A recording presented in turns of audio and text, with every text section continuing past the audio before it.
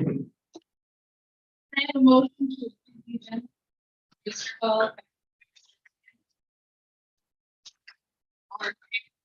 Aye. Any opposed? Motion carries.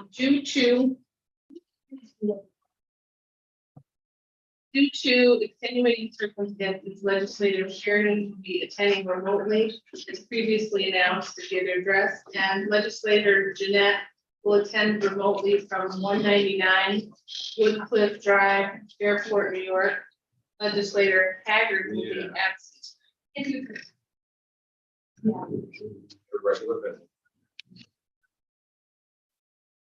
Hi. May I have a motion to approve the minutes of January 9th? By Mr. Fay, seconded by Mr. Reagan. Is there any discussion? All in favor? Aye. Any opposed? Motion carries. First up, we have District Attorney Gary Pasqua.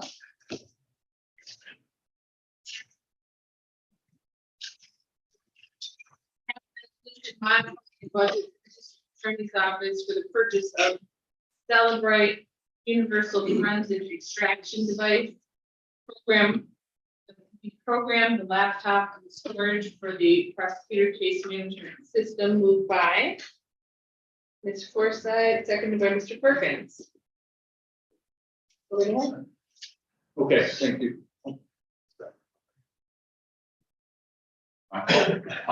Okay, so this deals with the discovery grant that we got. As you know, the grant came in for a 2-year period. The majority of it went to pay for the discovery position that I got, as well as the sheriff. However, this portion deals with a couple of different things. One is a Cellbrite hardware that deals with phone extractions. We put it into the grant and the state approved that. This will allow us to do our own extractions on cell phones and get that to the defense faster, so that we don't have to send those to Albany or rely upon Homeland Security in order to get those downloads done.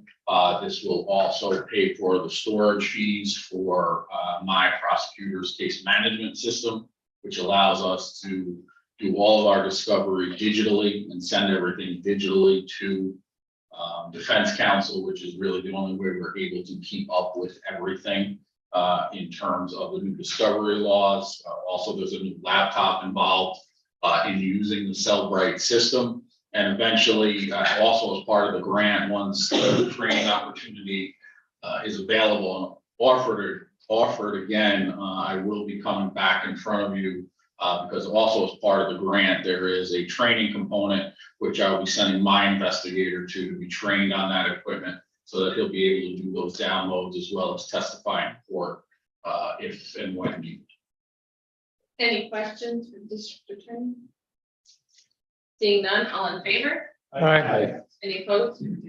Motion carries. Thank you. Next up, we have Matt Denner.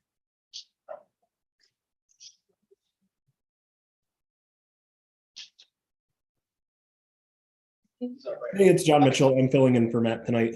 I have one resolution, which is authorizing the chair to sign a contract with Slick Network Solutions for a redundant internet connection to the backup 911 center. We do have a new phone system that's being installed both at the primary dispatch center in Canton and the backup dispatch center in Messina that requires a redundant internet connection between the both. So it's a standard flat rate of $69.95 a month, which is standard for what we pay now. Can you hear us? I can hear you. Okay, so we have to actually move it first before you can speak to it, but moved by Mr. Perkins, seconded by Mr. Forsythe. So what Jonathan said. Any questions for Jonathan? How do you can hear us? Seeing none, all in favor? Aye. Motion passes. Thank you. Next up, we have Tim Page probation. I have a resolution to approve the bad debt write-off for the probation department, moved by Mr. Perkins, seconded by Mr. Burr. Go right ahead. So this is debt from 6 years ago. So this is debt from 6 years ago. We tried to collect for 5 years. After we're unsuccessful, we send it to a collection agency. They try to collect it for a year. If they're not successful with, we write out for account purposes. Doesn't mean we stop our attempt to collect it. They're put back on probation. We'll still try to collect past stuff on top of whatever the new sentence may have. We can't violate on a lot of this stuff. Restitution is the only thing we can violate on if they don't pay it. The drug testing fees, supervision fees is done by a local law, so we're unable to violate if they don't pay on those. But like I said, we do still try to collect it. It's more just an accounting thing that we ask that it be written up. Mr. Perkins? Tim, this comes every year, you know, and there's been some that are quite expensive. This drug testing, I mean, it's quite a cost. Is there any way you can collect the money up front before they do, so they don't go off probation or whatever it is? Is there anything we could do to stop this flow of money? So what we do with people and the stuff we can't violate on, what we When you do say violate, what do you mean? to send them back to court for. So like, especially the restitution, that's a court order that they pay that. If they don't pay that, we can send them back to court and the court can resentence them on probation. It's better than probation if they want. They can partially them. The other two things, like I said, are done by local law, so we can't violate on that. So what we do is if they're not paying, we make them continue to report on a weekly basis. We stop any out of county travel. We don't do travel permits to leave the county or the state. So that's about the only repercussions we have that we can do. So we do try to collect it. And like I said, in my 10-minute spiel, we do hound them for the money. Sometimes they just won't pay. And we can't, well, we have to release them from probation whether they pay or not. Like I said, other than restitution, the courts can do something with the restitution, drug testing. And you mentioned the local law. Is that a county local law? Yes. And what does that state? Just that we can collect it, that it's legal for us to collect those fees. So that could be something we could address, maybe change. I'd defer to the county attorney.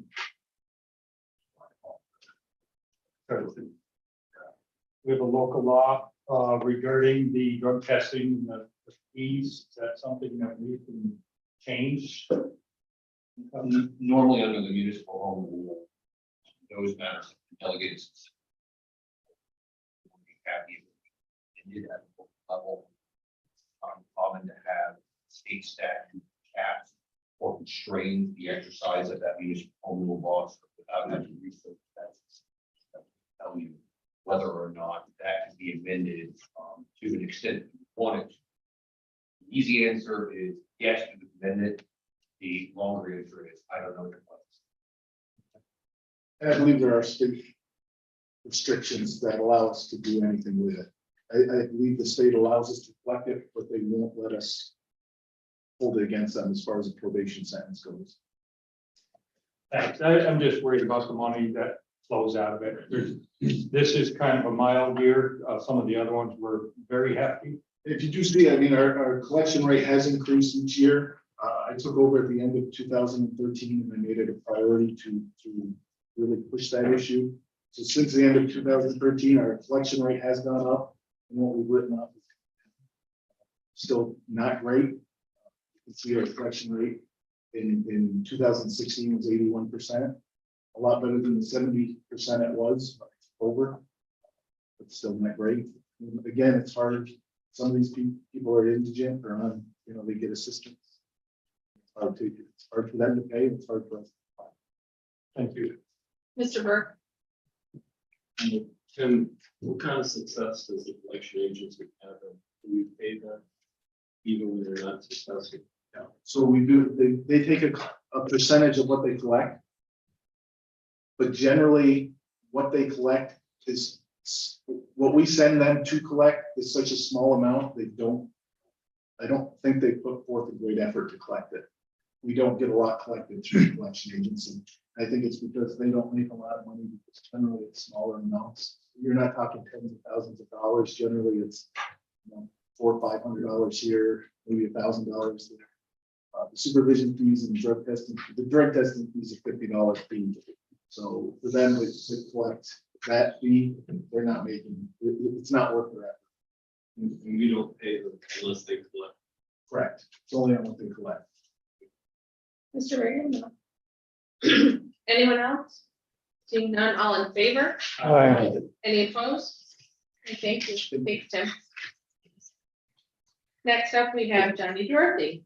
I have a resolution authorizing the chair to sign a contract with ProAct to provide pharmacy benefit management services, moved by Mr. Lightfoot, seconded by Mr. Forsyth.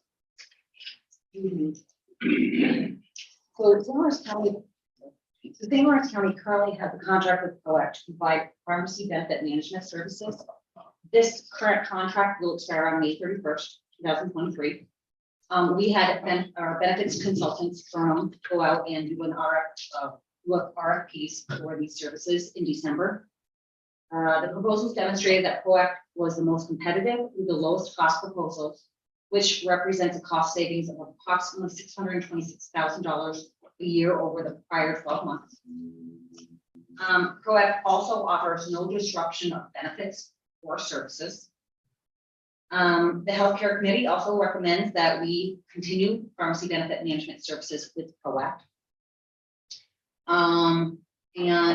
ProAct will also implement the new pricing 2 months early. So June 1st is when we would start the new contract, except they will go April 1st with the new pricing, which would also provide us with another $105,000 savings.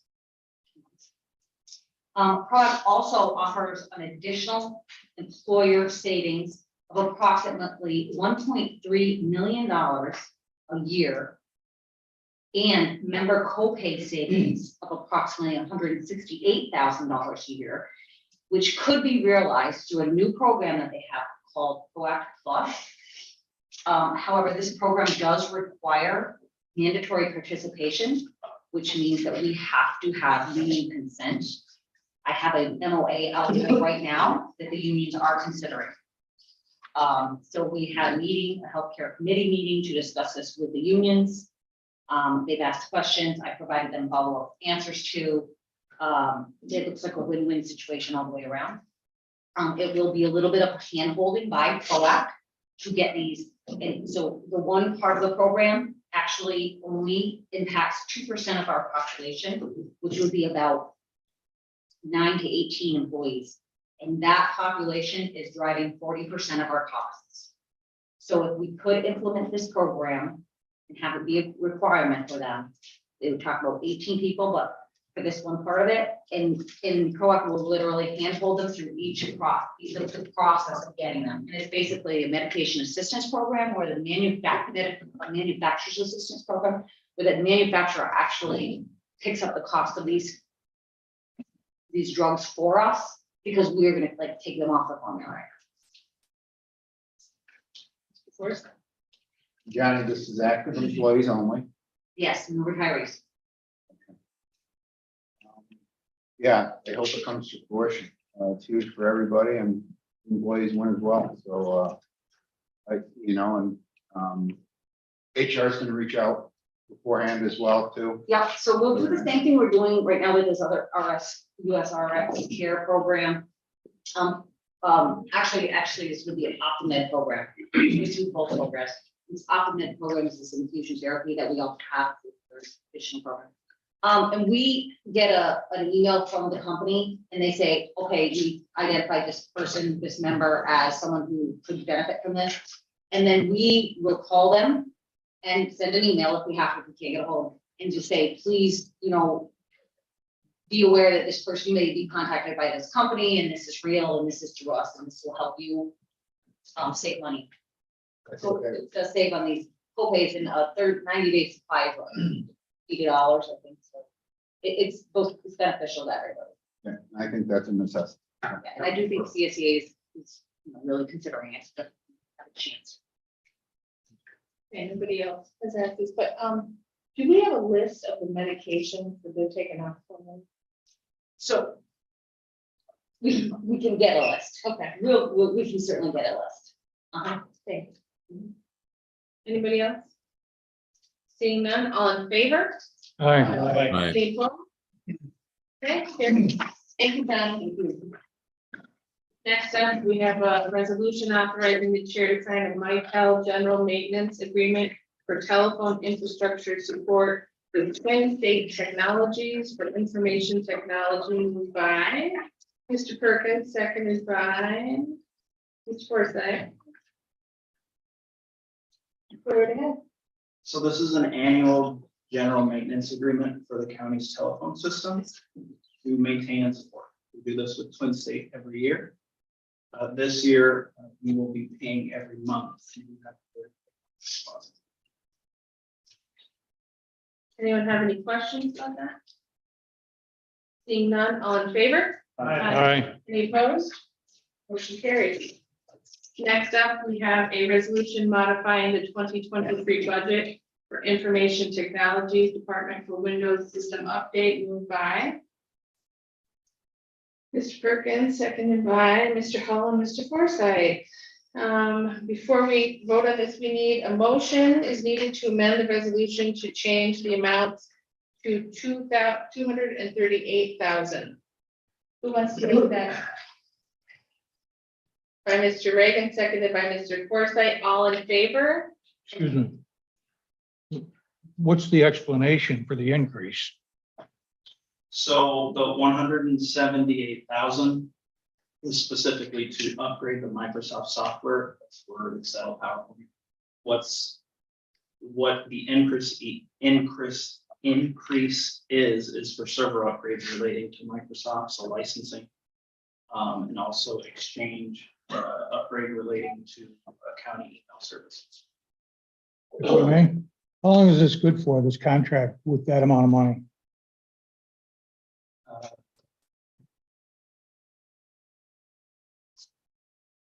So usually when we upgrade a system, it's fairly new, it lasts 10 years, but I can get more accurate. Do you know when the last time it was that we did upgrade or a similar upgrade? Probably not. Okay. It seems like an awful big chunk of money for something that we've already got and all we're doing is upgrading it. Dylan has more details. Go ahead, Dylan. I can speak a little bit to this. I was part of the budget team when we were discussing this. This actually is in our targeted contingency for this budget year at the $238,000.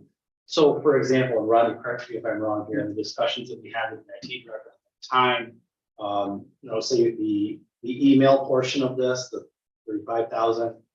A majority of the county right now is using Microsoft 2013, for example. So that would be 10 years of this version that we're currently on now. Is that correct? So this would upgrade us to a newer version of Microsoft Office and Microsoft Suite. I believe the 2013 is that going out of. That is gonna go in. So you're telling us that the likelihood is that there will be a similar span of use for that going forward? I can't say that for sure, but it's more than a 1-year thing. These are for purchases of licenses themselves. So, it's not Rodney, correct me if I'm wrong, not $35,000 this year and next year. So we're buying the licenses. We're going to use them for as long as they're useful to the county. This last section, that was, about 10 years. We'll re-examine as we get further along. Technology just changes so often. I know something else that we looked at was an online environment like the Microsoft 365, but we didn't want to make that. We decided it wasn't best to make that jump at this time. So, If I may? If you know, what's the total amount of money that we put into IT? And I don't mean the IT department. I mean for software, hardware, the equipment that is needed and the software to run it for St. Lawrence County's needs. I can get you. Thank you. Mr. Holland. You may have answered my question. going with that previously, but is this the total dollar amount? Is that merely, is it just for licenses? Or are there any other types of purchases incorporated in that? So this would be licensing. So the purchase would come with licensing, and along with the purchases is the. So we pay for licenses and pay for the right to use those. Alright. With the shift in a lot of technology from sort of a buy it once, upgrade every 10 years to subscription based, does this expenditure have any sort of, does it set us up for any sort of subscription based software platform? Or is this rooted in the more traditional model of buy the license, wait till it's not supported anymore, or doesn't fit our needs, and then upgrade to the next license? Or is it a hybrid? What's that? Or is maybe it's a hybrid between us? No, I think it fits with the traditional model, having it on prem. With the services that we provide. And with the often mentioned. Potentially.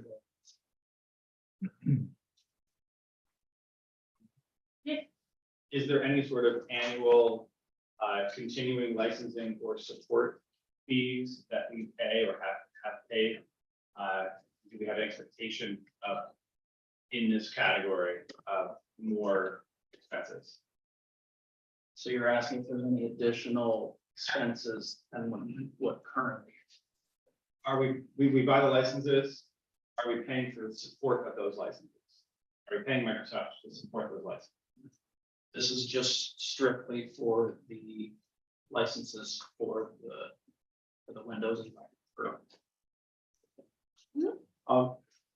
During the budget discussions, as we were crafting the budget, we did do a comparison versus the new subscription based model, considerably more expensive.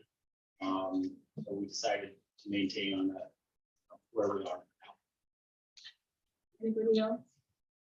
And New York State did just pass a law that they have to allow updates to some of these systems longer than what they used to be. Maybe we can find them. Because it's an extension. They can no longer be like, you have an iPhone 13, 2 years from now, we won't support it anymore here. On to your next thing. So if no one has any other questions, first we have to vote on the amendment. All in favor? Any opposed? Okay, so that the amendment carries. Now on the resolution overall, all in favor? Any opposed? Motion carries. Thank you.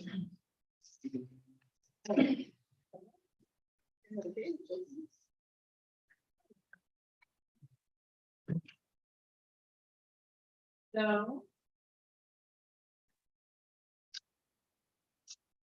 We have one more resolution authorizing the chair to sign an agreement with Juniper Networks for the acquisition of missed wireless access points and management software for San Francisco County, moved by Mr. Forsythe, seconded by Mr. Fay. This is to replace all current wireless hardware, as this hardware will be end of life this year. And will be no longer. This agreement is a 4-year deal to replace the remaining 54 wireless devices.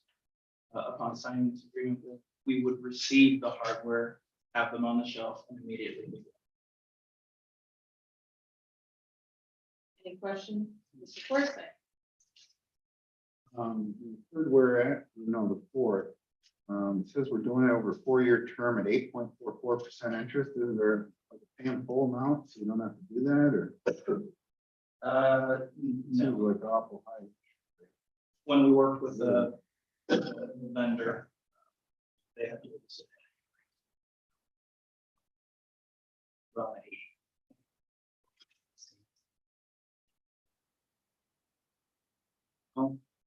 Well, I mean, this agreement will get us all the hardware. So even if we do the 4-year plan, it will get the hardware immediately. So we can still go. We can still pay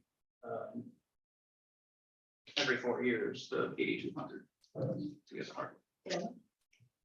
So if there's interest in looking at, we don't have funds budget for purchase of everything right now, but if there's an interest in looking at what the savings would be, purchase, that we would be using potentially uncharted contingency, we can do that Yeah, Yeah. I think we should. without the department head here. I'm not sure if that's. Yeah, everyone says- I don't know how everyone else would.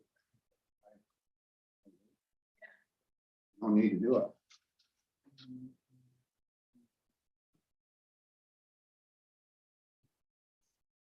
Do you want to stack, you want to table this for another time? Can we, if we vote on it now, can we change it over to a cash deal later? We minded at the board meeting if it's approved and just, yeah. just back. Sure. So all in favor, the way it is with the understanding that we may have to amend it? Aye. Any opposed? Okay, so motion carries. Thank you.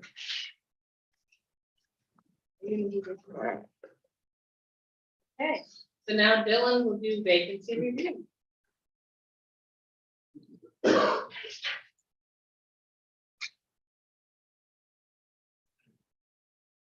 Okay, so on February 7th, the vacancy committee met with legislator Denisha and legislator Fay present.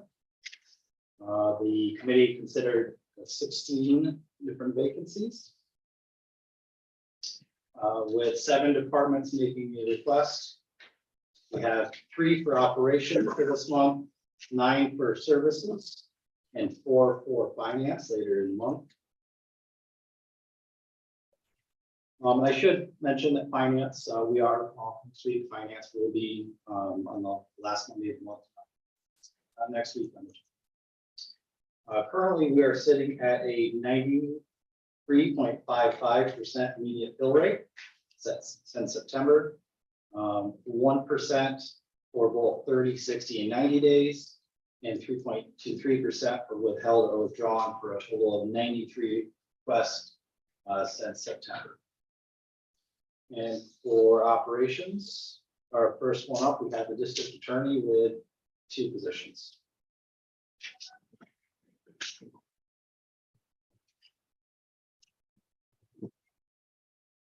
Thank you. So the first is a senior clerk position. This position handles, one of the 2 positions that handles half of the caseload for our misdemeanor courts. They're assigned 4 of our attorneys, handles the openings and closings of the misdemeanor cases for that attorney. Includes all the filings of that court, subpoenas, things like that. This position became vacant when our senior clerk was promoted to a legal secretary position in my office, and our legal secretary left. One of them left to go and work in the court system. The second position is for a keyboard specialist. That position handles the general answering of the door and the phones, the first person to make contact with anyone who calls. They're also in charge of our traffic reduction program, answering all questions revolving around that and managing that system. Our former keyboard specialist also received a promotion to a secretary position in my office, because the secretary was promoted to my other legal secretary position when that person left to go work for the court system. So these are basically backfills that we're looking to do at this time. Any questions?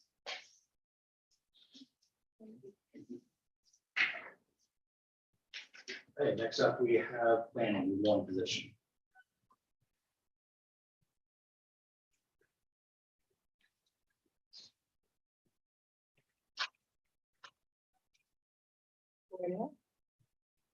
Good evening, all.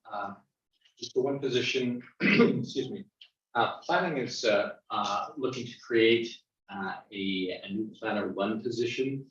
Would be an abolish and create. We have a longtime employee, planner 2, who's going to be retiring at the middle of the summer, end of July, and in anticipation of that departure, we'd like to create an entry-level planner 1 position. We'd like to create it immediately so we have some transition time. Hopefully hire someone to get them in the office and get them acclimatize the transition and lose this longtime employee. Any questions? Mr. Reagan first. John Tamish. That's it. Okay, Mr. Hall.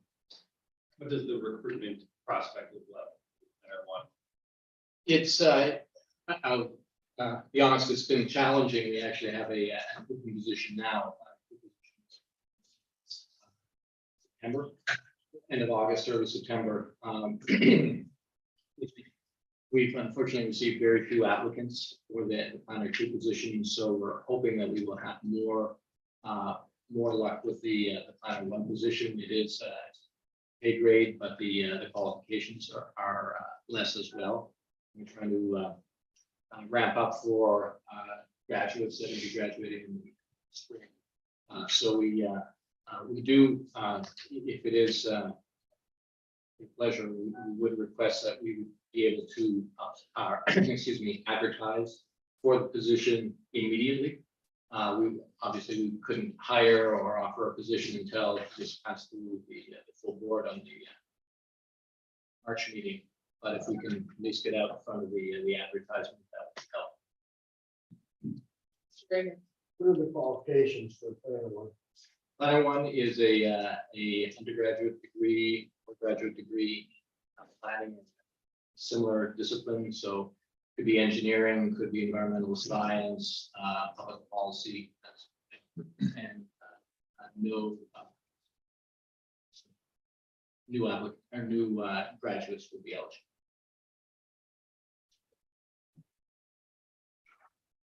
Good. Mr. Hall. Thank you, Madam Chair.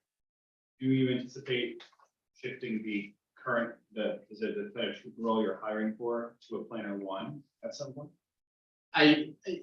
If necessary, I really would like to keep that position since we are the position that's going to be vacating or retiring in July as a planner two, to go from two intermediate planners to two entry-level planners is quite a hit to the workflow of the office. And I'm hopeful that maybe with the planner one position being out there, that might initiate some more responses for the planner two.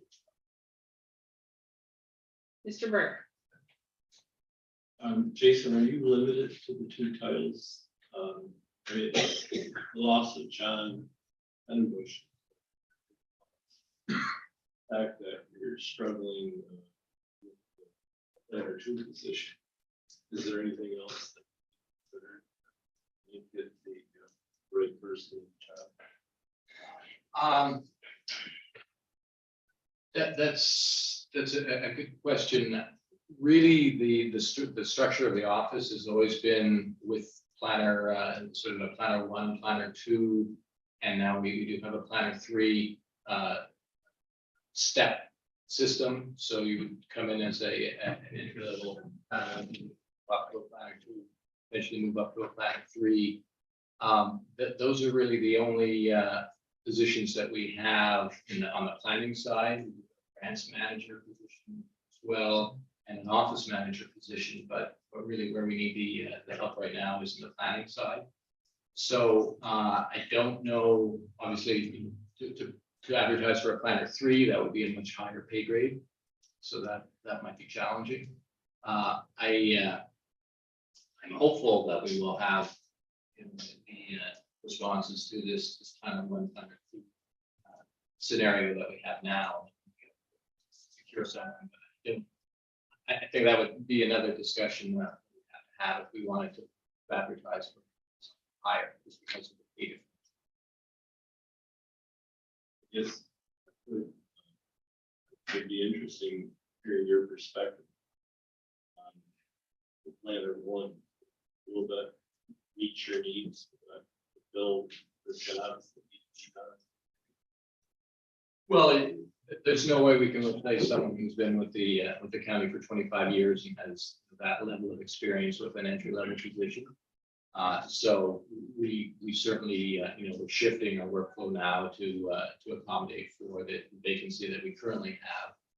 and the anticipated vacancy. So yeah, it is going to be a challenging time with the reduced staff and the lack of a robust staff. We're doing what we can to keep the work going. Thank you. Anyone else? Okay. Seeing none, thank you. Thank you. On to committee reports, the Agricultural and Farmland Protection Board, Mr. Denisha. I'm Chair, the Ag Farm and Protection Board met Thursday, February 9th. It's actually a joint meeting with the Consumers County Planning Board. And the bulk of it's mostly discussion. The discussion centered around mainly solar.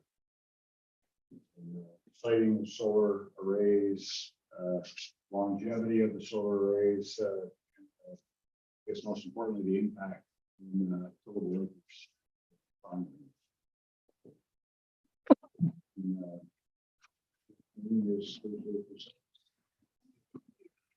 Next up, we have the Alternative to Incarceration Board, Mr. Burke. There's nothing to report.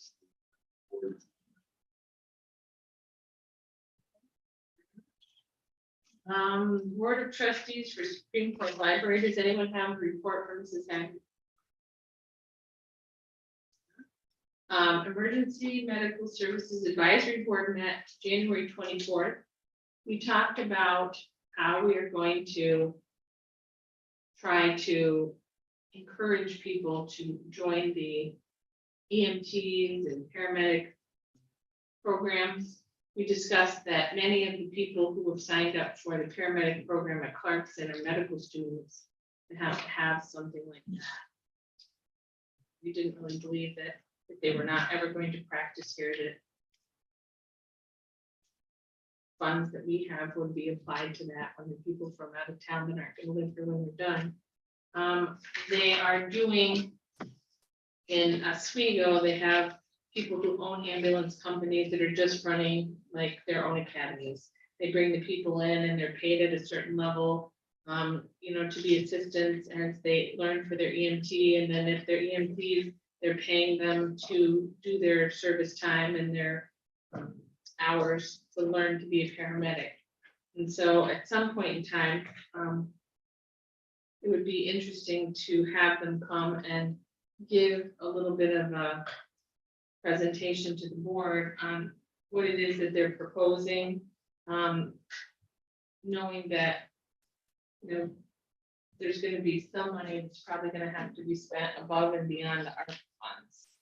I think that that's a longer discussion. We do have the next meeting on the 28th of March, and I'm hoping by then, outside of the white paper that they sent to everybody by email, I think everybody got that, the state advisory outline. We're going to now discuss the state advisory outline and see how it might apply to St. Lawrence County. Any question? Mr. Burke?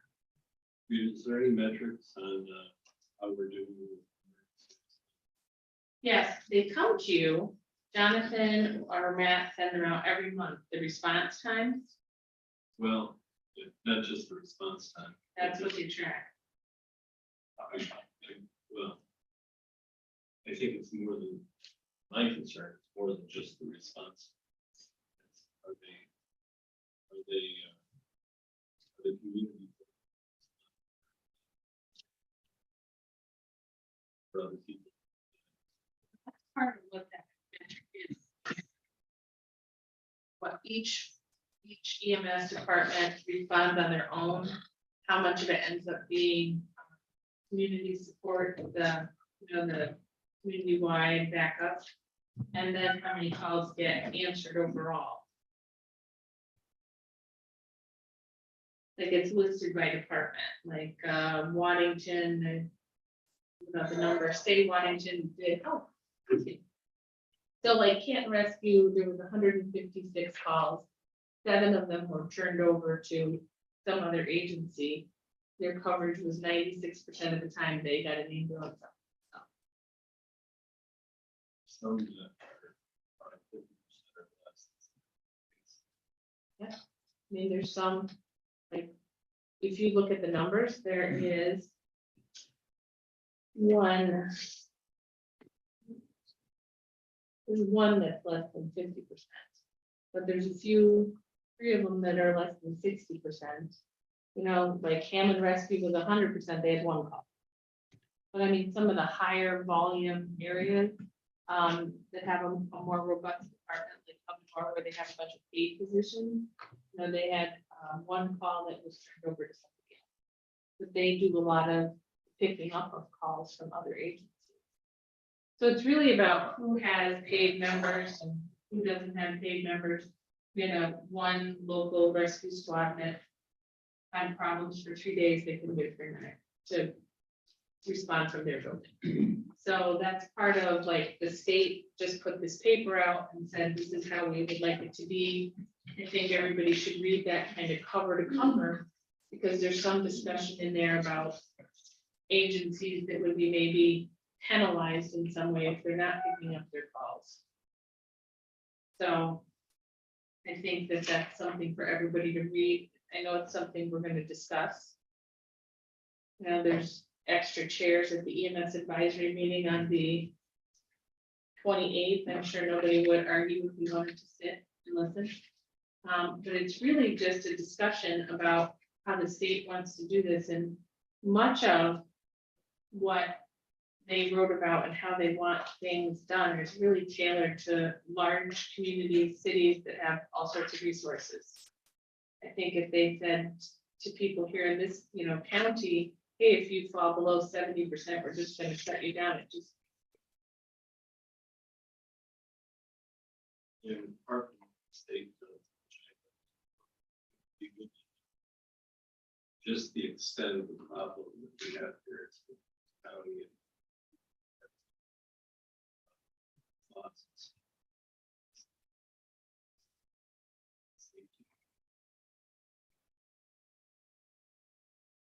don't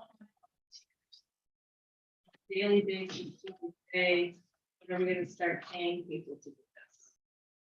I mean, you can ask for all the volunteers in the world, but you know, the price of a dozen eggs is $9. I don't think people can afford to volunteer the time today that they could 2 years ago. But with that, Harry was next.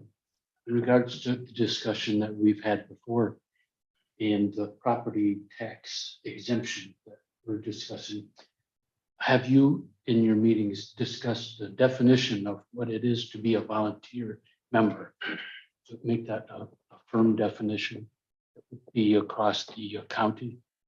Well, I think that everybody sort of has a working definition of a volunteer member. Volunteer members don't pay. They show up, they train, they go through all the training, they put all the hours in, and they're not paid for the services they give to the community. There's not a lot of people, not a lot of new people showing up asking to be a volunteer. I think, you know, But the question was, some volunteers might show up occasionally and others are regulars, that are ones that can be there quite often. And so they would have more of a justification for receiving that tax exemption than somebody that was listed as a member, but rarely if ever showed up. So I think that's what our question was before.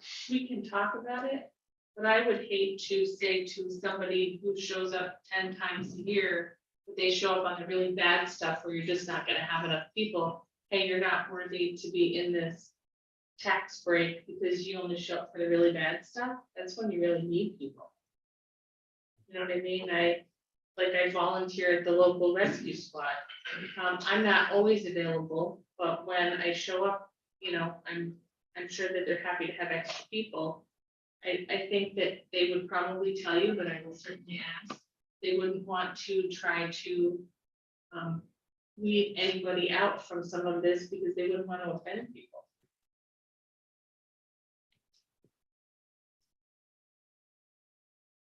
That's still not giving a firm definition, though. That's pretty open-ended. I'll get you one, Harry.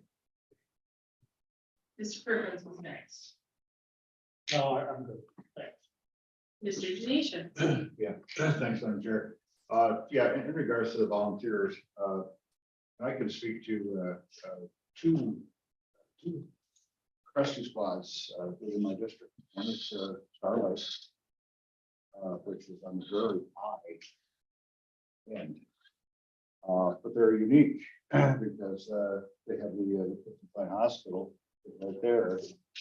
And the hospital administration actually allows folks who that are members of the rescue squad. So the hospital administration actually allows folks to work at the hospital to respond. So they're in the high 90s.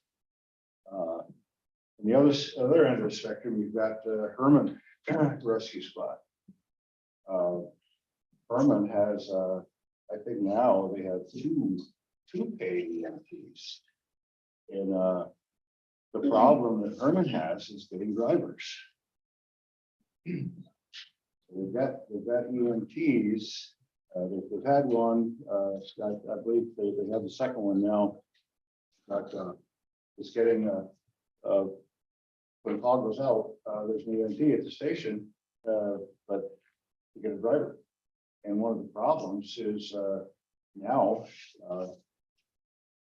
driver, you may respond to an ambulance call as a driver, and you may end up in a transport to Rochester. So that in itself is stopping a lot of people from volunteering. Yeah, so I don't think there's any, hard question without any easy answers. Maybe even fire, like in Messina, many times EMS will be called if they need backup lifting or just extra people for situations. They'll call, find the backup just for people. We had one last week that they didn't have a driver once the ambulance arrived. So the fire person hopped out of the Messina fire truck, got in, drove the ambulance, and then one of us hopped into their thing and drove their vehicle to the hospital so we had something to leave with. And so all those people that show up now and again are pretty important. Okay, next one is in March. Environmental Management Council, Ms. Terminelli. Thank you, madam. Our last meeting was January 18th. We had a presentation from Lucas Hans. He's an EMS member. He is environmental studies minor in biology from SUNY Potsdam, and he currently is one of the naturalists at Nicandry Nature Center in Messina. He provided a presentation about the ice age and the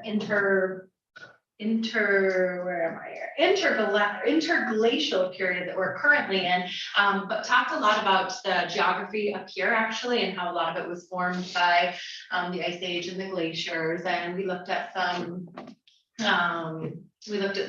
skulls of animals and some conversation about the Champlain Sea and beluga whales that were found in Norfolk. Just some pretty cool stuff about the history of this area. We also discussed the soil and water district conservation, posing the alterations to that. And the EMC was questioning whether or not it would be advisable, or if you would like them to also create some kind of a resolution or some kind of a request to New York State to oppose them as well on our behalf, or signed by them. They were hoping that in the spring there could be a replant of the cut trees around the courthouse. And we also had a discussion about John Tenbush leaving. In the past, I know there were some resolutions that were drafted when we lost longtime department heads, directors, and just some conversation about what that might look like. And our next meeting is on Wednesday. Okay. Fire Advisory Board, Mr. Denisha. We haven't had a meeting in quite some time, but we have actually have one scheduled. 17th at 7. Thank you very much. The Inter-County Legislative Committee, I gave my report the last meeting. But one of the things they had said is that the state looks at our budget, and when we have a lot of excess sales tax, they kind of eye the ability to put some more of their stuff into our world to pay for. And it almost to the dollar is what they're looking at handing to us next year, so they weren't wrong. The jury board, Mr. Sheridan. Madam Chairman, the jury board has not met recently. There is no report. Thank you, sir. The planning board, Mr. Fay, I know you had a joint meeting, but On Thursday, February 9th, we had a joint meeting with Farms and Ag and Markets. And our planning director and staff presented basically to them what the job of the planning department does in St. Lawrence County. And I think they did an excellent job. And I compliment Jason on his presentation, he and his staff made at the meeting Thursday night. And I thought it was a really productive meeting. It's the first time basically when people are looking at tillable land in St. Lawrence County, and we're simply seeing solar panels going up on all of them. For the last 3 years, Jason basically has shared meetings with a lot of them are centered all around solar panels. And basically, as a committee, if the state says they're over 20 kilowatts or whatever it is, that they have complete approval to install them. And we can't in marketplace, we're seeing solar panels, especially going everywhere or any tillable land. And we have passed a resolution that tillable land should not be placed with solar panels on. And the meeting was, I thought, very productive because the farmers, some of the big farmers in the county were very, and made very good comments of what's going on.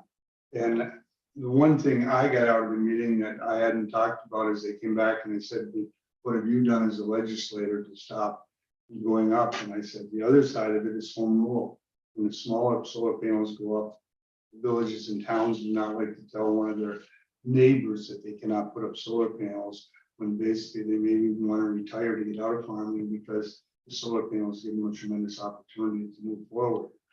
And basically, I think they understand that very well. One point that I really got out of the meeting is that a lot of our marked lands that are flood zones basically may not have been flooded in over 30 years or 40 years. So why aren't we putting solar panels on these parcels instead of our tillable farmland? And that's the main point I got out of it. And I think that we'll have to follow up on that and see if some way that there's some grassroots groups that now are talking to me too also, not just the planning committee, to see what we can do to stop our loss of farmland, our main agriculture in St. Lawrence, excuse me, our main business in St. Lawrence County agriculture. Now, from swallowing up all of our land with solar panels on, and everybody knows why they're going on basically farmland, because they don't have to do anything but put a post up and put their solar panel on. Where there's trees or where there's flood zones or anything, we may have to put in a deeper pole, cut down trees. And so basically there was a great discussion on what took place there.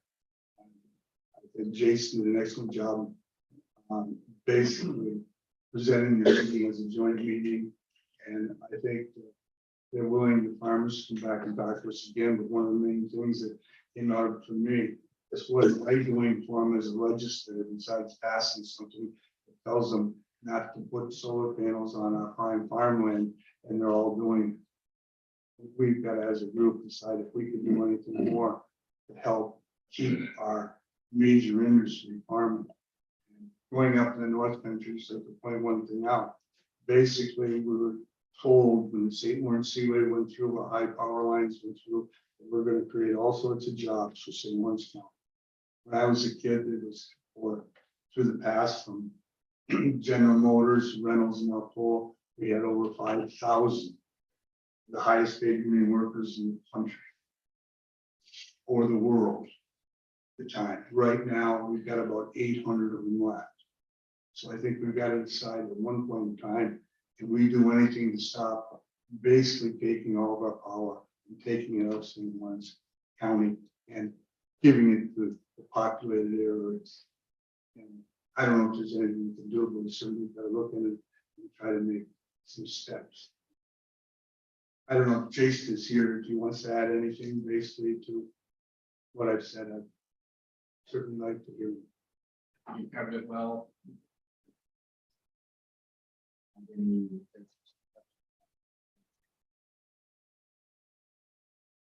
Very well. Corson. Just to follow up, and I agree with everything you just said, Dan. It's just, prime fact, farmland usually coincides with where the power lines are run. And you gotta have three-phase power tie in, otherwise it's useless to them. So it's a catch-22. It ties it all together and you know, there's no way to win it. Yeah. Oh, I can come up with. Okay, anyone else? Jeremy?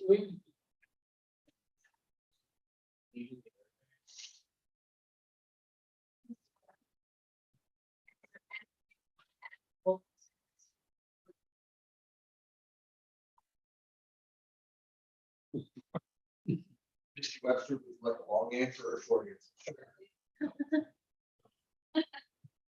Long if it'll work. I'd be more than happy to answer. It'll be the same outcome.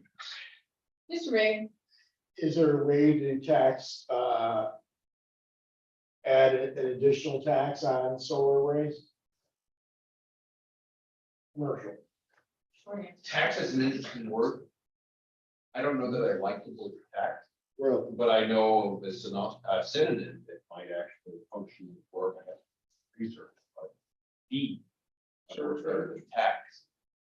I would have to research it. Once again, the same difficulty that you have with electricity.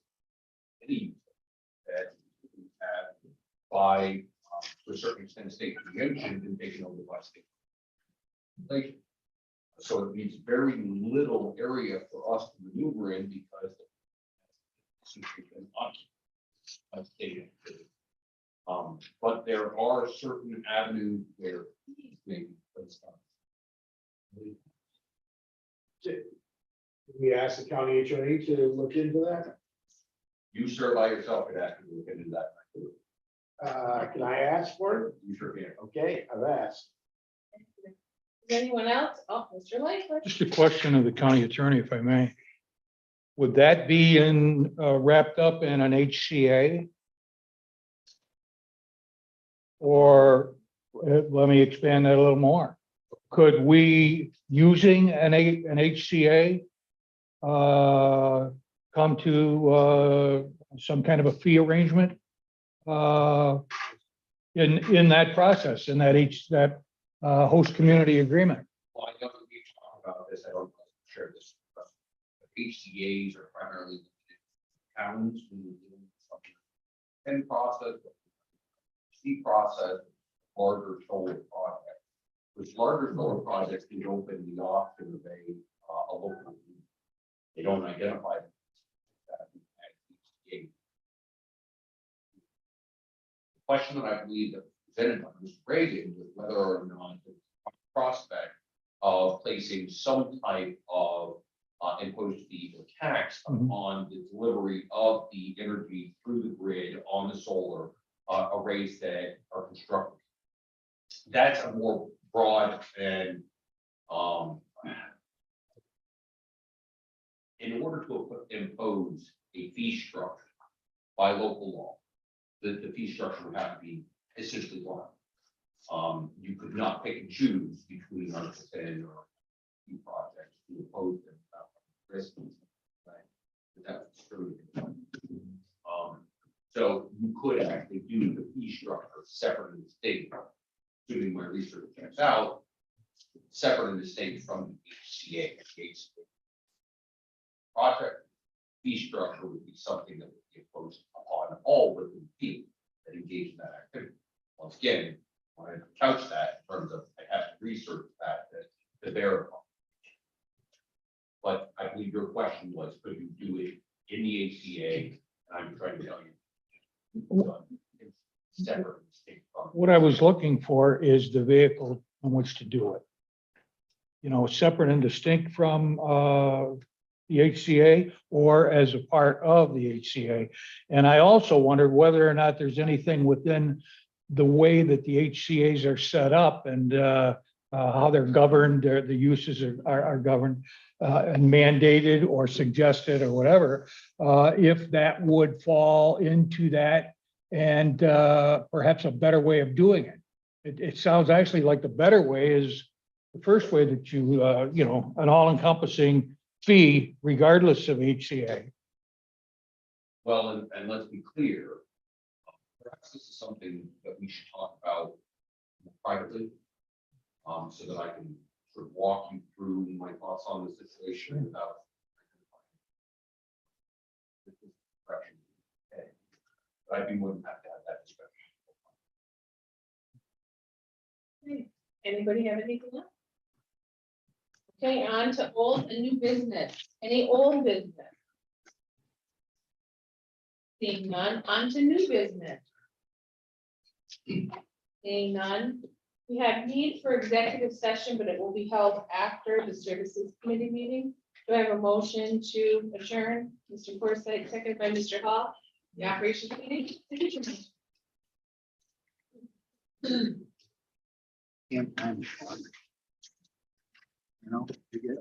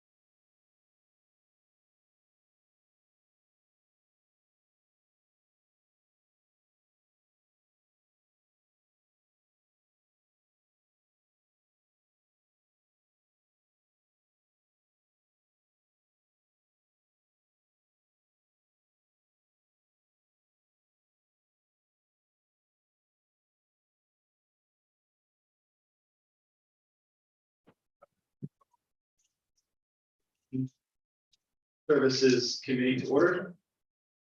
Good evening, everyone. I make a motion to approve.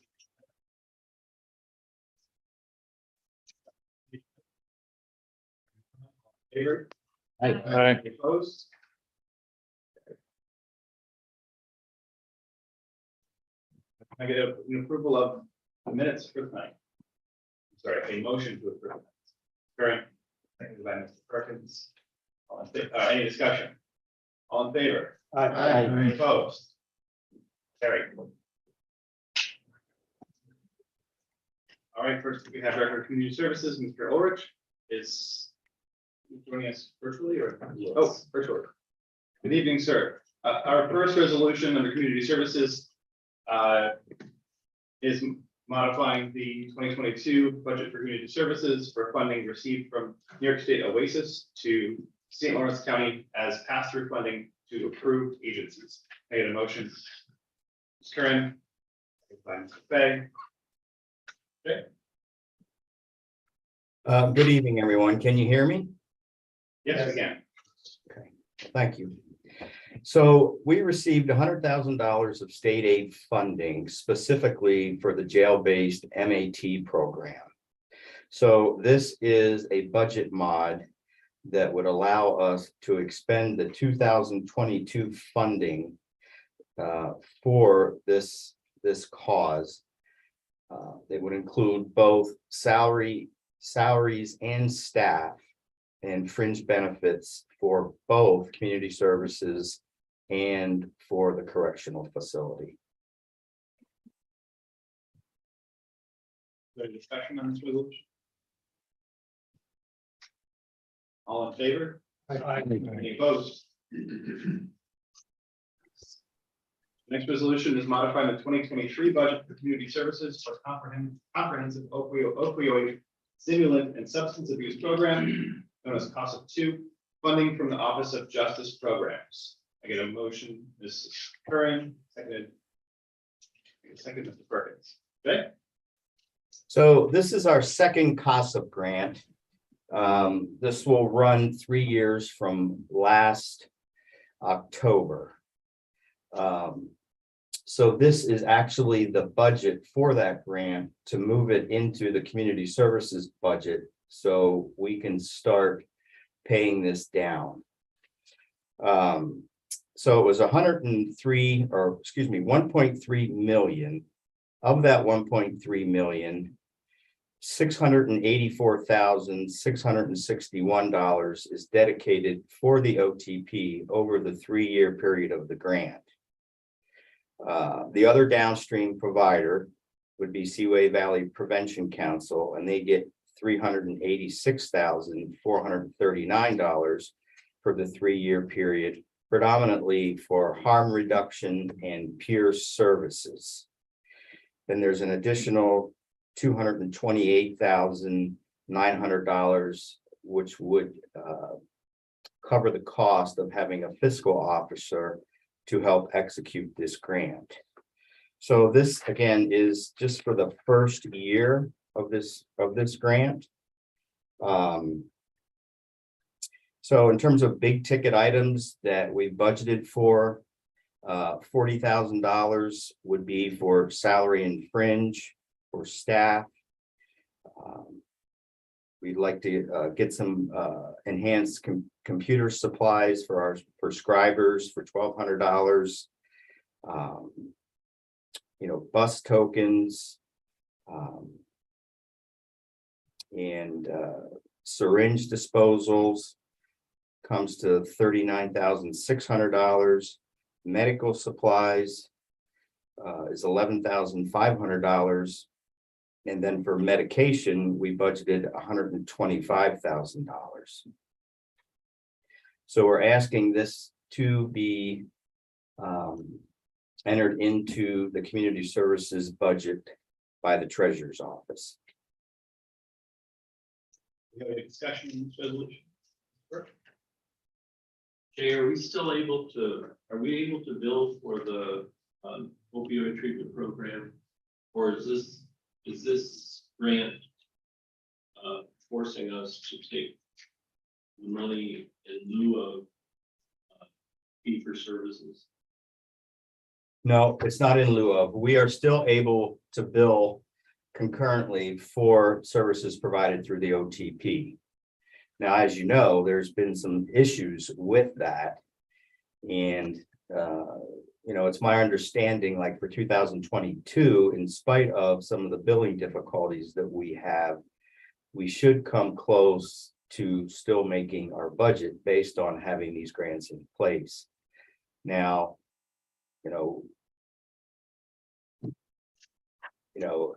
it's not the windfall, so to speak, that we anticipated because of the billing problems, that we would have increased our revenue above and beyond what we had budgeted. But those are the circumstances. Any other discussion? Maybe I missed it, but what was the 39,600 for fees and services? That was for bus tokens, syringe disposal, lock boxes and things and supplies like that for the program. Seems like.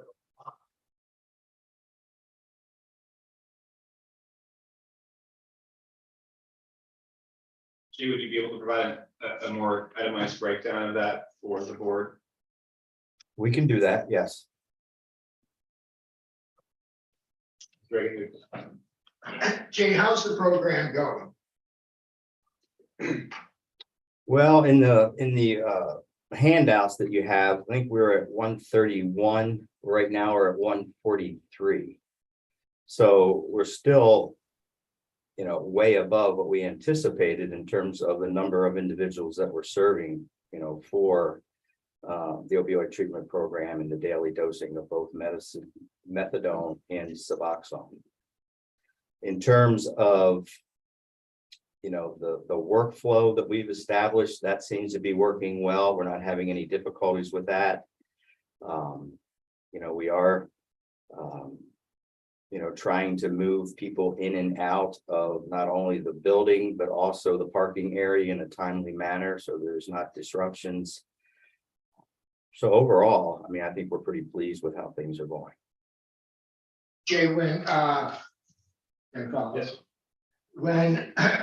Credo presented to us 2 years ago, or so, might have been more than that, they said that during their first year, they had a complete turnover in staff, and they had all sorts of problems in their first year of operation.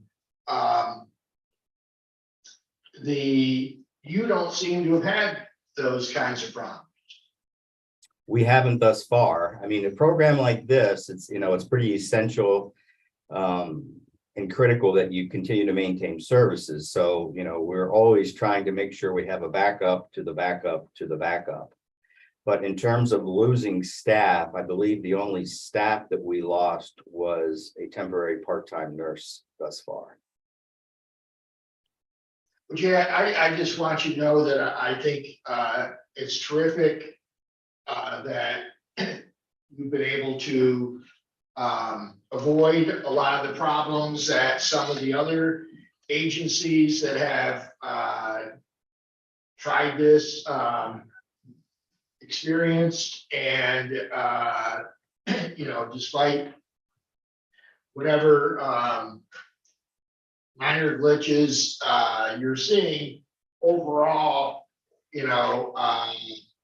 I think you and your staff should be very proud of introducing a new program in St. Lawrence County, and not having having it run fairly smoothly to start. So thank you.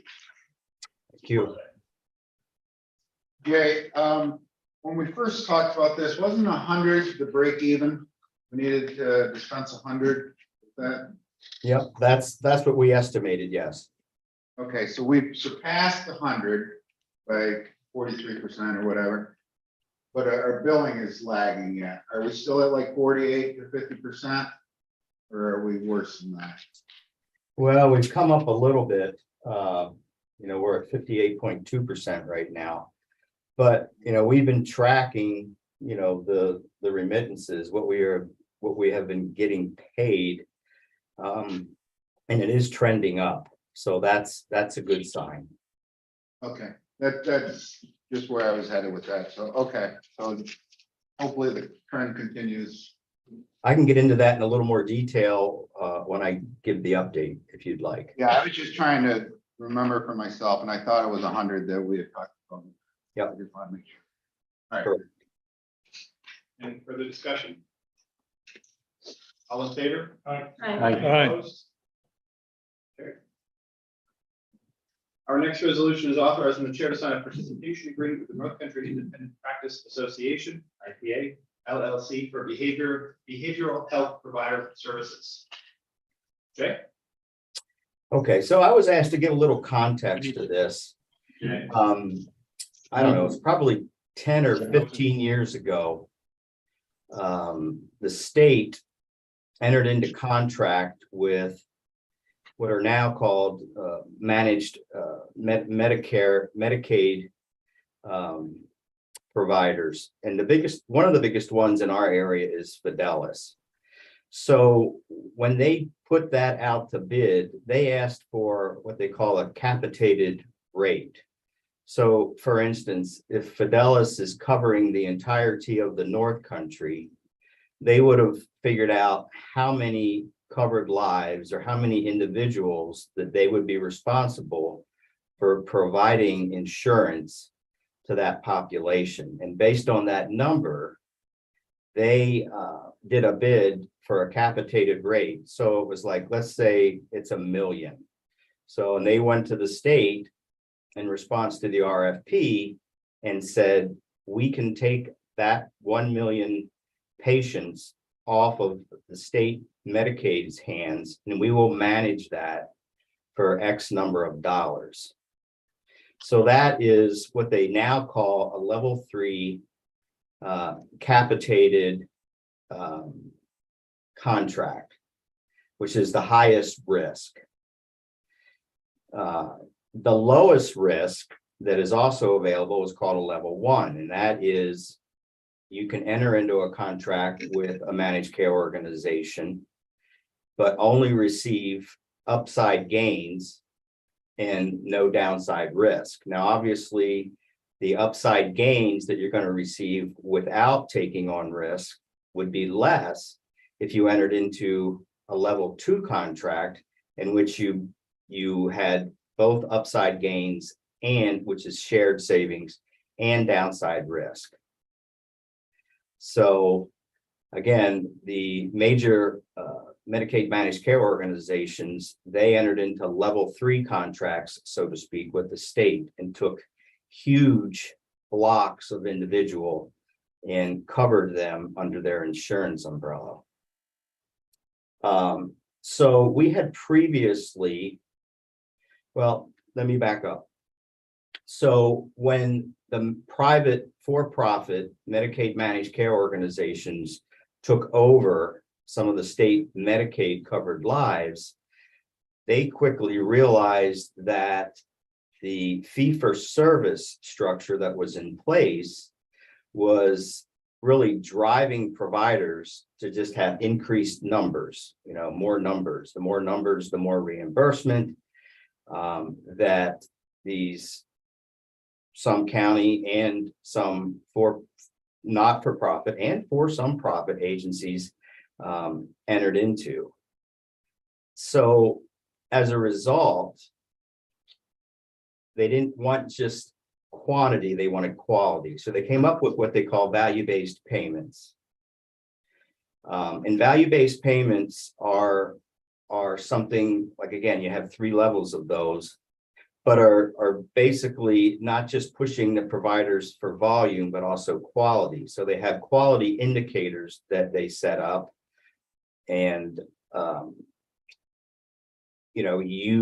they collect data on how your organization is doing with these quality indicators. For instance, it could be, well baby visits.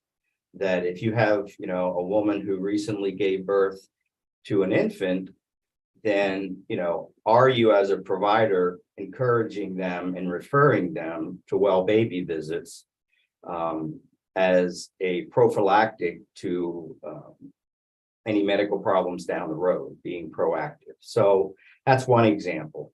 In terms of with mental health, one of the biggest quality indicators is to schedule a 5 business day appointment for individuals that are being released from an inpatient psychiatric unit.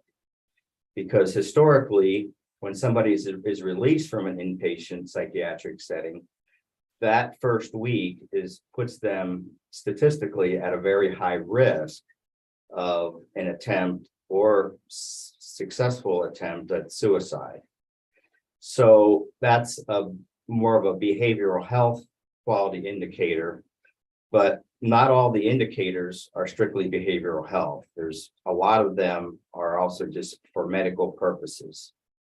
So the Medicaid managed care organizations, they track this data so they can tell how proficient, say, community services is at making sure people released from the hospital are attending that appointment, that follow-up appointment.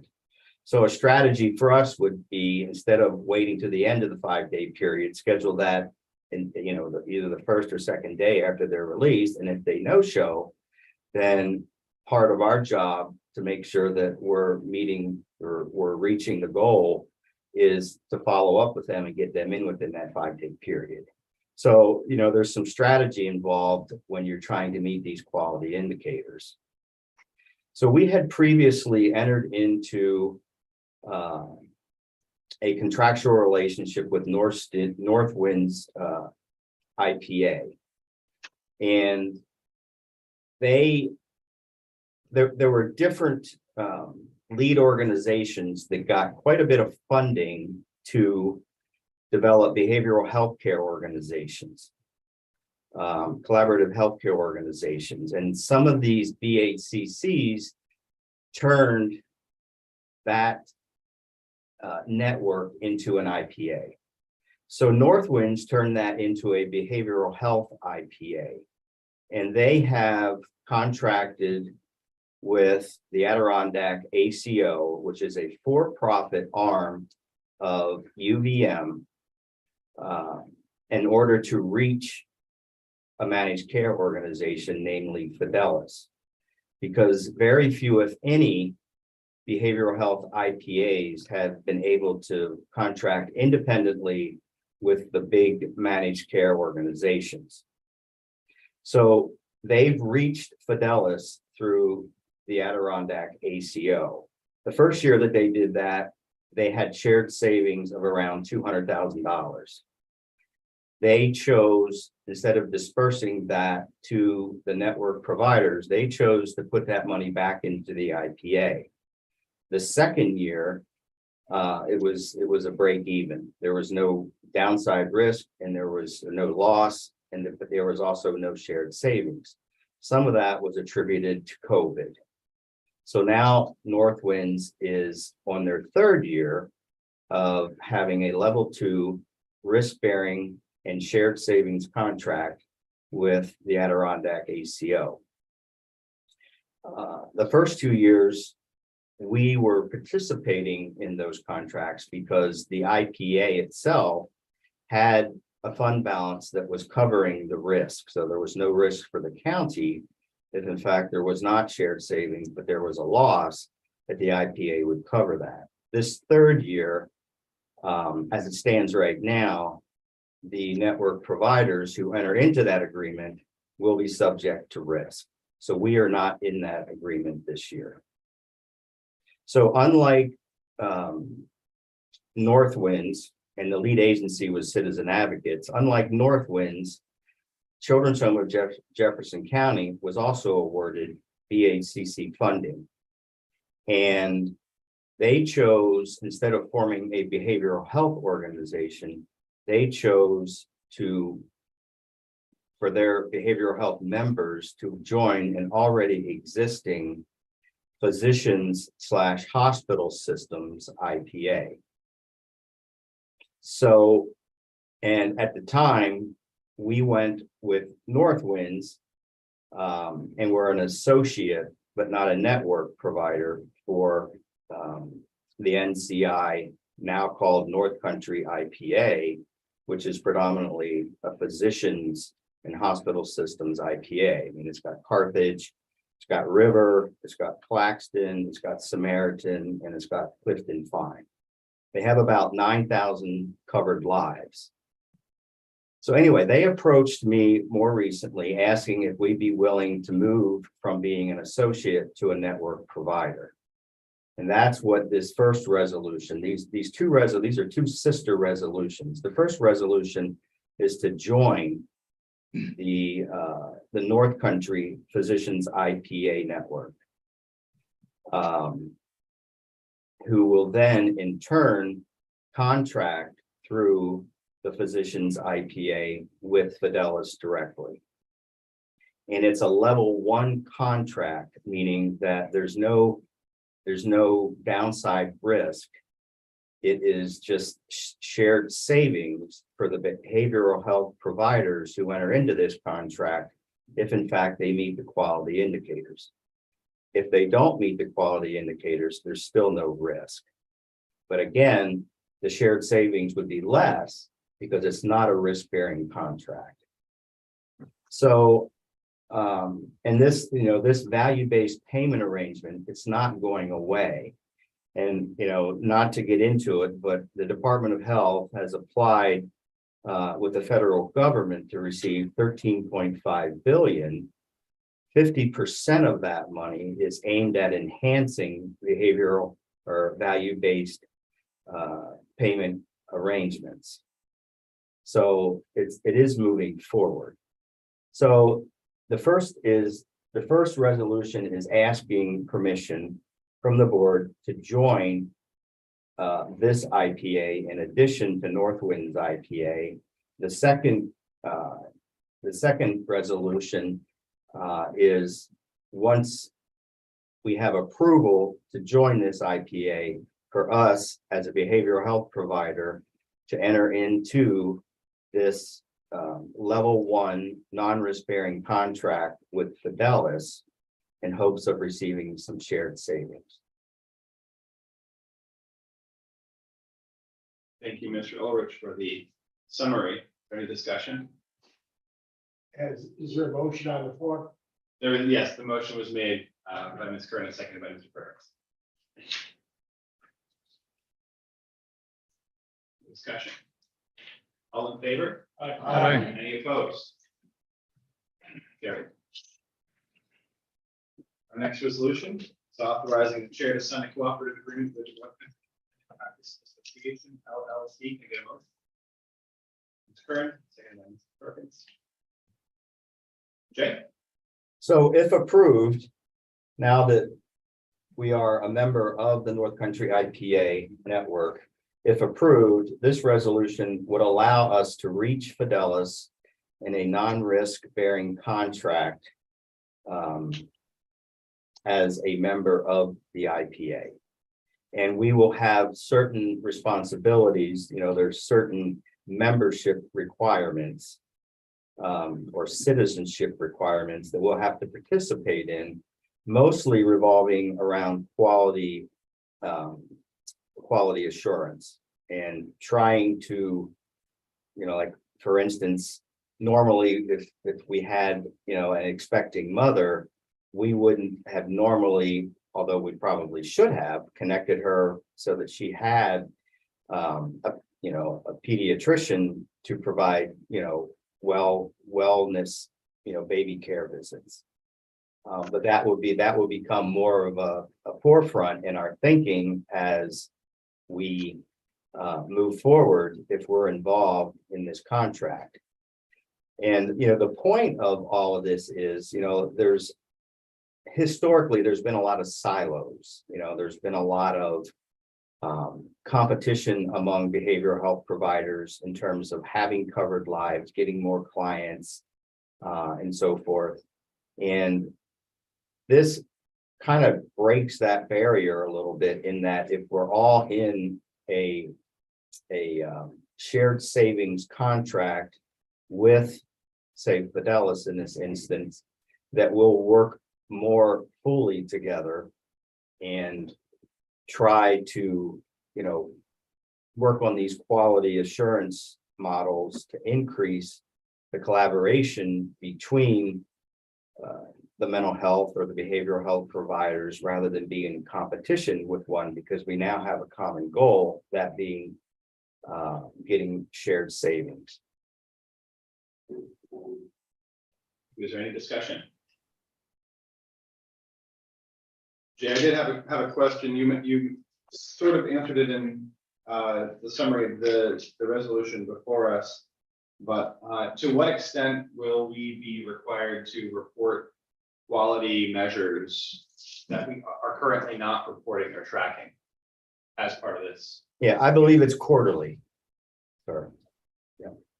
And there'll be meetings, obviously, that program directors will have to attend in order to stay abreast of not only what the quality indicators and the quality measures are, but how, coming up with strategies in terms of trying to raise or move the needle so that we have less individuals falling through the cracks, so to speak. Okay. And then my second question is, you had mentioned previously if there was a loss, that there was a fund balance that North Winds used to cover that loss. Even though we're not bearing risk in this arrangement, if there is a loss in the group, how is that paid for? Well, it's my understanding that in a level 1 contract, there is no loss. I mean, you could fail miserably with the quality indicators and maybe not move the needles at all and potentially even go backwards. You just would not receive the shared savings, but there would be no downside risk because that's not written into the contract. Okay, so it's not like the loss is being subsidized as higher up the food chain, which is a different arrangement. Yes. Of course, So Jay, there's no higher reimbursement level for being more productive with it then? I'm sorry, say that again. There's no higher reimbursement level, so if you achieve the lowest and there's no loss, what about people that are the super achievers? Do they get a higher reimbursement? No, I believe it's aggregate. It's based on, and that's what they're trying to get people to work together. I mean, my guess is if you have an outlier that's not, kind of pulling their weight, so to speak, then you probably would not be invited back into a subsequent year's level 1 shared saving agreement. It seems like they incentivize it somehow to. It seems. so Mr. Forsyth, my understanding is the incentive is as an aggregate group, all the entities that are part of this group, if as a whole, we achieve those quality measures, we receive I don't know if it's a lump sum. It's not for service. It's over a period of time. Jay, is that correct? There is still an incentive. There's a carrot there if we reach certain quality measures as a group, but it doesn't change the reimbursement rate. Yes, there is. And it's my understanding that if there is shared savings, it would probably disperse based on the number of covered lives that your particular program or agency has underneath them for care. Any other discussion? All in favor? Aye. Any opposed? Our next resolution under community services is mental health and addiction. Oh, is the services update? Okay, don't need a motion for this, right? Well, I lost sound again. I'm sorry. Can you hear me? We can hear you. Okay, thank you. All right, so here's the update for January. And again, I'll just hit the most salient points. The no-show rate for addiction services went up 7.7%, which is fairly significant, compared to months prior. But if you look at the bottom left graph, which is addiction services OTP face-to-face, the average of 59% remained flat. So, I mean, this, in my mind, can be attributed to us trying to backfill appointments. Now, sometimes you have more success doing that process than others. You know, we encourage clinicians to keep a list of people that might need a sooner appointment, and if there's a cancellation, call them and try to get them in, so to speak, although it's predominantly done, you know, via telehealth on a Zoom platform.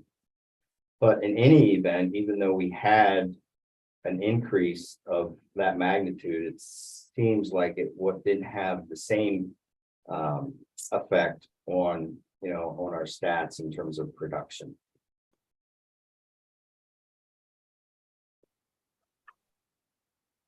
So the prescriber visits, you know, that was also fairly flat.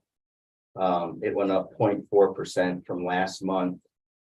The wait list for mental health is now down to 20. The wait list for addiction services clinic, not OTP, is at 6. It was 5 last month. In terms of the total services and individuals served, that went up a little bit from last month. And in terms of total services, that's pretty much on par with our clinic averages, and the individuals served is a little higher than our average for that metric. So if you look at billed and paid percentages, we were at 49% in August. We jumped to 53.5% in September. And now looking at October, because of the lag, we're at 58.2. So we are moving the needle. We are now currently doing the billing in-house. So we took over the billing after the contract with our EHR vendor sometime in December, end of December, 1st of January. So we've been tracking the amounts that we are billing and the amounts that we are paid. So according to the spreadsheet, in the first week of December, we received $15,500 in revenue. To put some context to that, when we had IMA as our EHR vendor, we were averaging around $25,000 to $30,000 a week. So that's about half of what we would normally receive for revenue. In the second week in December, we received $27,700, which is more on par with what we previously did. And then the subsequent week, we were at $23,000. Excuse me, it was $27,700. The third week in December, we were at $23,200. It dipped down to $18,400 from December 19th through the 25th. It kicked back up a little to $24,700 the last week of December. And then in January, it bumped up to $70,000 in revenue. And the second week in January, it bumped up to $138,000 in revenue. And in the third week, we're at $39,000 in revenue. So the outlier there is obviously the $138,000 that we received in that 1 week. And, you know, that is due to, you know, resubmitting claims, working the denials, and trying to recoup, you know, money that we were refused upon our initial claim that was submitted through not only our EHR vendor, but also our clearinghouse ability. So we're going in the right direction. It's just, it's just a process. I don't know how much money at this point we've left on the table that will not be able to be subject to payment. That's kind of the one of the key figures, but we don't know that yet until we finally go through and work all of our denials and get rejected because, of untimely submissions. Thank you. Any discussion of this? Is there any liability, any liability for I'm sorry, I didn't hear that. I'm asking the question, Jay, Steve, if there's any liability for the vendor that we had to do the billing. Well, Jay, did you want to speak to that question? well, I don't know if I have the answer to that question. We You can know, ask them. We paid for that service for a 6-month period. There was nothing in the contract that really gave them, an upper limit of what the expectation was in terms of percentage of what we would be receiving back as remittances. So, I guess that would require further discussion, with the county attorney at some point. Jay actually had me take a look at that. That was one of my concerns in reviewing it. Really. Yeah, I can't hear that. I'm sorry. I can't hear you. I don't believe Mr. Button has a microphone. We'll bring him up to the stand.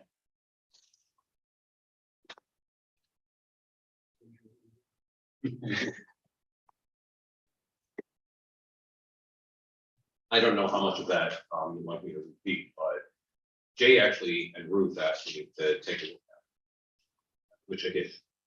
I had a discussion with Ruth. In fact, several months ago, I think we had a discussion about keeping the vendors tied in and the tightness of the language associated with expectations.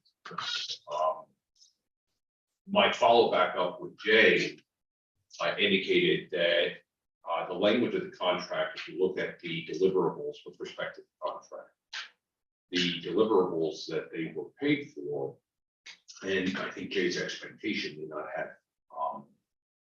matched. That doesn't necessarily mean the contract language was binding on them to perform in the manner that I believe Mr. Ulrich may have expected. And there may have been verbal discussions outside the four corners of the paper that the contract was on. I believe Jay had a certain expectation of how they would perform. But I'd be more than happy to have a larger discussion with you on a more finite basis, but preferably not in an open session. Just one follow-up, actually, this is for Jay. Are we still using the electronic medical record of that vendor? We are using the medical record of, yes, ECR or 1011, but we are no longer using the revenue cycle management, which was the billing piece that they provided us for 6 months. Thank you. Any other further discussion? Reagan? Jay, for the methadone,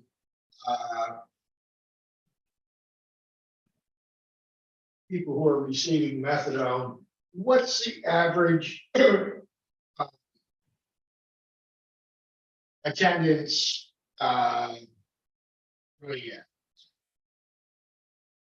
What's the average attendance? Is that what you're asking? Yeah. Well, it's kind of an all or nothing. I mean, if they're in the methadone program, then most of the individuals have fairly good attendance. If for some reason they leave the methadone program, and a lot of times when they leave is because maybe they were placed up here from someplace out of county and we're in a halfway home or something like that. And we've provided the methadone for them. And when they leave the county, then we make a referral to an OTP in whatever, part of the state that they're going to be returning to. But I mean, we do have some unstable people that do no show. I don't have specific numbers, and I could ask, see if I could get those, but I don't right now have specific numbers for that, just that carve out of methadone only patients and their attendance performance. If you could get that, I think that would be useful just to see, if they're regularly attending and getting the medication, then that should, the intent, long-term intent is for it to help them stabilize their lifestyle. And, obviously people move elsewhere, that's great. But for those who are living here in St. Lawrence County who are in the methadone program, if they're showing up every day, getting their methadone, then they're less likely to be getting other things on the street. Right. If they remain in St. Lawrence County and they're no longer attending their appointments for methadone, it's highly likely they return to use. So, and there is a certain percentage of individuals that do that, yes. Further discussion? Okay. I did want to make a note in my conversations with Jay's team. They're doing a great job, really hounding the billing issue week to week. I just wanted to make a note at the bottom of page 2 on the report. There's the billed paid percentages bar graph. We're taking a look at that particular graph and trying to answer the question maybe a little more clearly. This isn't showing dollars. This is showing the actual bills that are the accounts that are billed for, and so it's not necessarily a one-for-one. It's not proportional to the amount of revenue we would expect, or we would be potentially forfeiting. So I'd like to produce something that actually answers that question with a little more detail, and so working with Jay's team to do that for our next meeting. Okay. Yep. Thank you, Jay. Could we, on page 3? Yep. Which we haven't gotten to yet. We have not. Oh, okay. So we've added a few more metrics. Well, we've added the last metric, but because the other one was actually on prior handouts, but we have OTP admissions and discharge.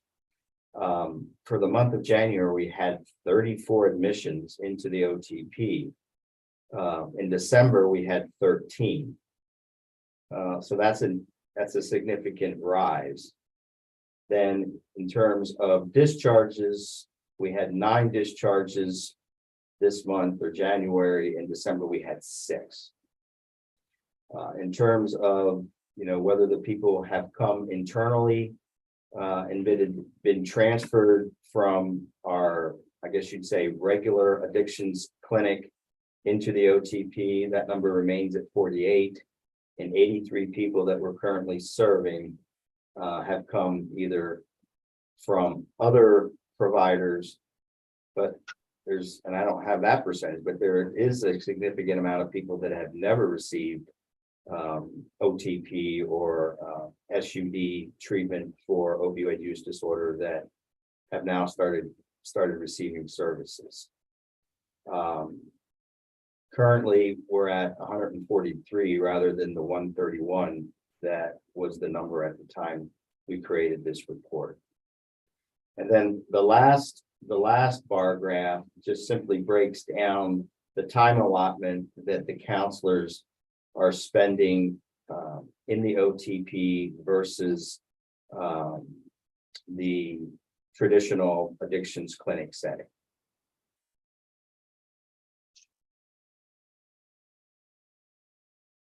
Any questions? Any questions? Okay. With the report, thank you, Jay, appreciate your time. All right, thank you very much. So next moving to social services. Commissioner Seaver, come forward. First resolution is modifying the 2022 budget for social services for increased costs associated with administration, foster care, and child care. Get a motion. Current, second by Mr. Perkins. Commissioner Seaver.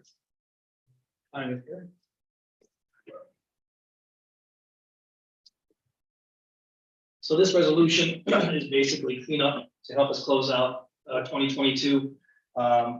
We had some higher expenses in some areas and lower revenue in others, so we're just moving it around to make sure all the numbers match. So that's what this is for. We're just closing out the fiscal year.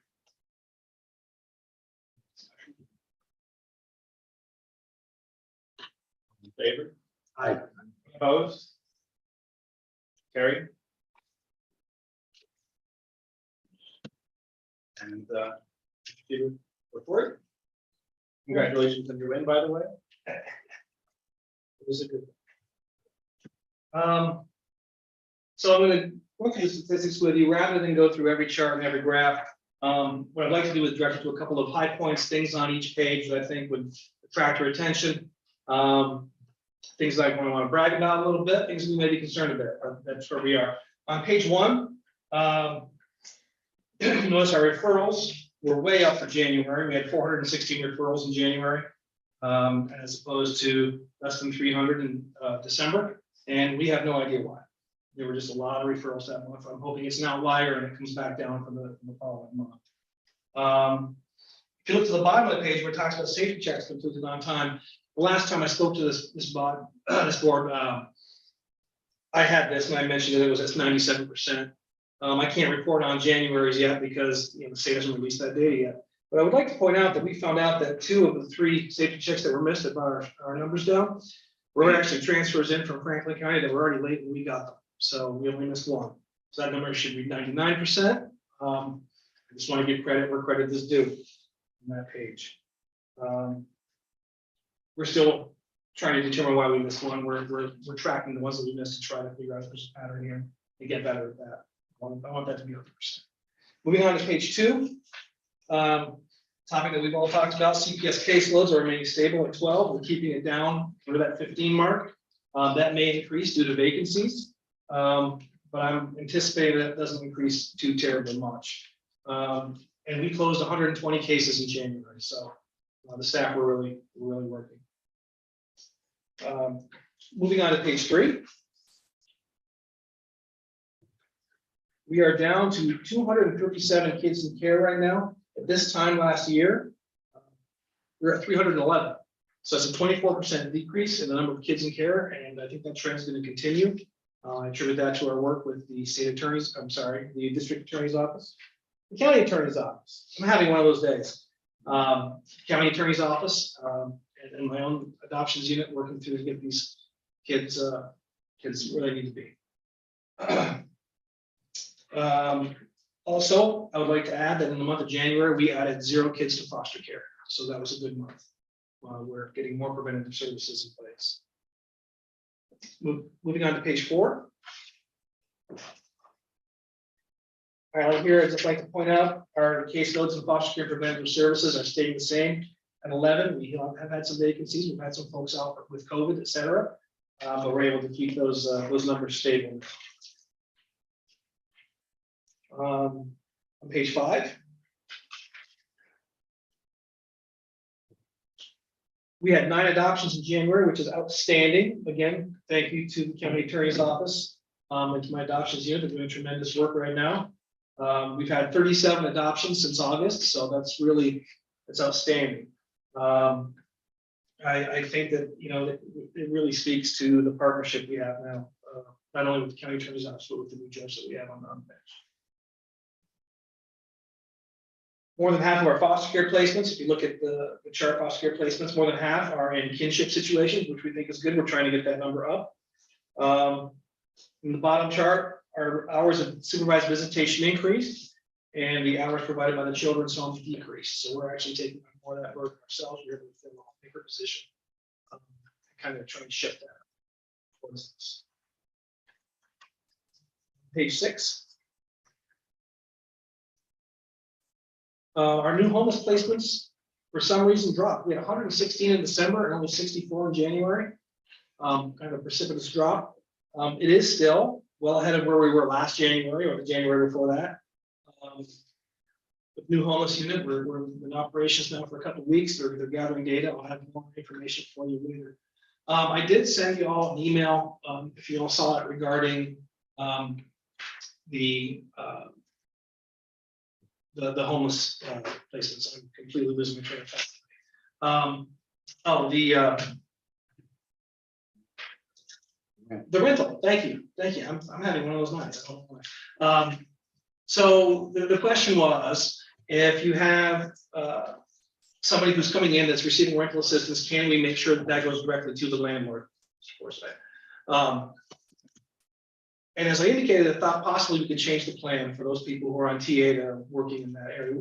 Unfortunately, we cannot, but we did find that if we have somebody who is receiving TA rental assistance, and the money's going directly to them, if they are 2 months consecutively late, or 2 months consecutively in non-payment to their landlord, the landlord can petition or write to us and request that the payments from there forward go to the landlord instead, and not to the payee, or to the client. So I think that's important to know, that we let our landlords know. It is no, we did find that one clause in the statute, and I think that's something we can utilize. It's not something we've done, so we're going to try to figure out the process for that. That is one way that we can try and assist the landlords who have been having some problems, particularly post-COVID. So,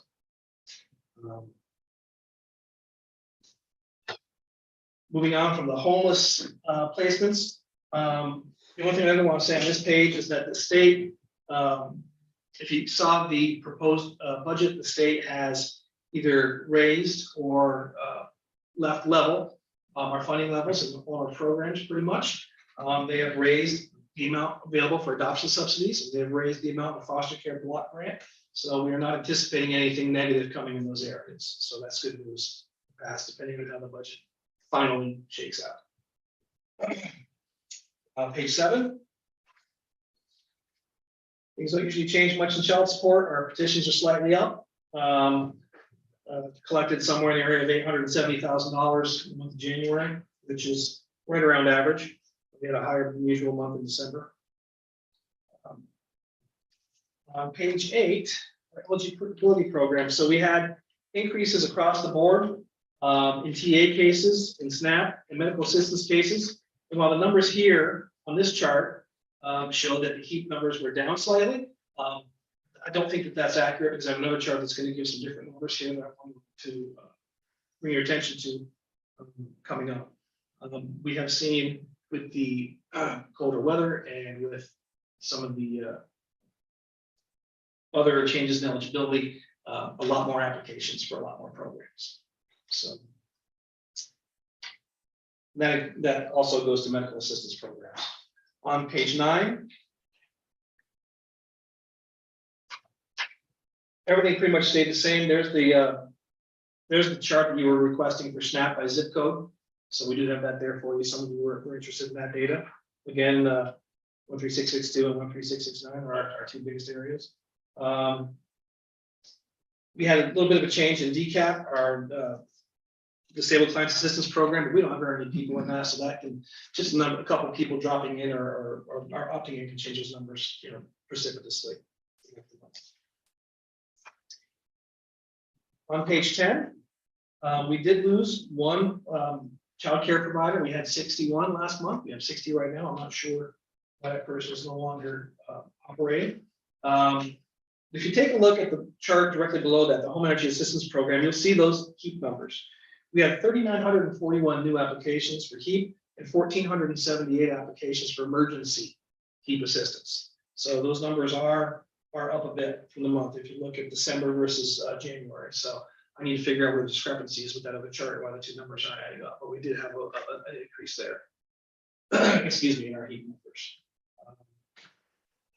There were a total of 3,941 applications, as I said, and 1,478 emergency apps, so. And when I come to later on about vacancies, I want to go back to that. And on page 11, the last page, really the only thing that stands out there was our Medicaid applications went up.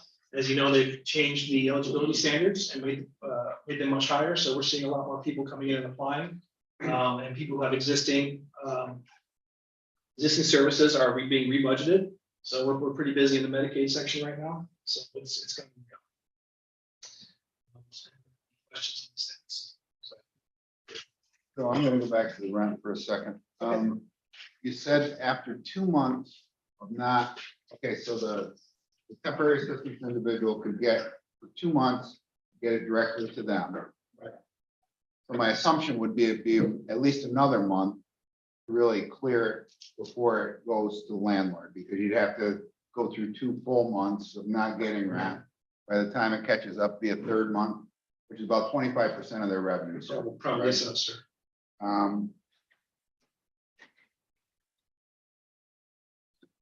Okay, so if the individual opted out, I can see how this could become a game. The individual would opt out for the third month, know that it's caught, or that they're not gonna get that temporary assistance, go to a new location and start the cyclic game over. With a new landlord, That's, I'd have to go back and see how the statute's written. I don't know. So for the TA assistants, people get a 60-month lifetime. Right. And it doesn't have to be consecutive. So I don't know if that applies here as well. I'd have to read the statute. I just wonder if they can, if it's one time per year, that you can do the 2 months and then the landlord gets paid, because, 25% of your revenue, that's substantial, I think, by the time it gets caught up with. So, yeah. And then, so Stephen, or maybe I should address it to the county attorney. Should we be pursuing that on a state level, that the rent should go directly to the landlord, even under the temporary assistance, or is that like too big a? It's funny that you mentioned that, because I actually was reading through several articles. There are some proposals within state budget you make some modifications for during COVID. And landlords within the city are very concerned about the impact that will have on made its voice known with respect to several resolutions. He was sponsored one of them. They called on the state to try to make landlords whole who had been or kept out of funding that was come. I know your question is geared more towards that a landlord program. There is a movement afoot in the city area that appears to be permeating the budget discussion, that those types of benefits could be added in to see larger problems. Your question is directly related to where does the payment go, but there is a question right now as to how much payment will be paid. Well, just to continue, is my thought process is, okay, so I gotta make up 25%.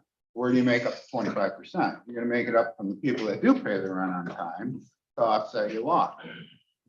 So you're creating a monster by this 2 month lag, so I'm sure it's gonna be worse, but.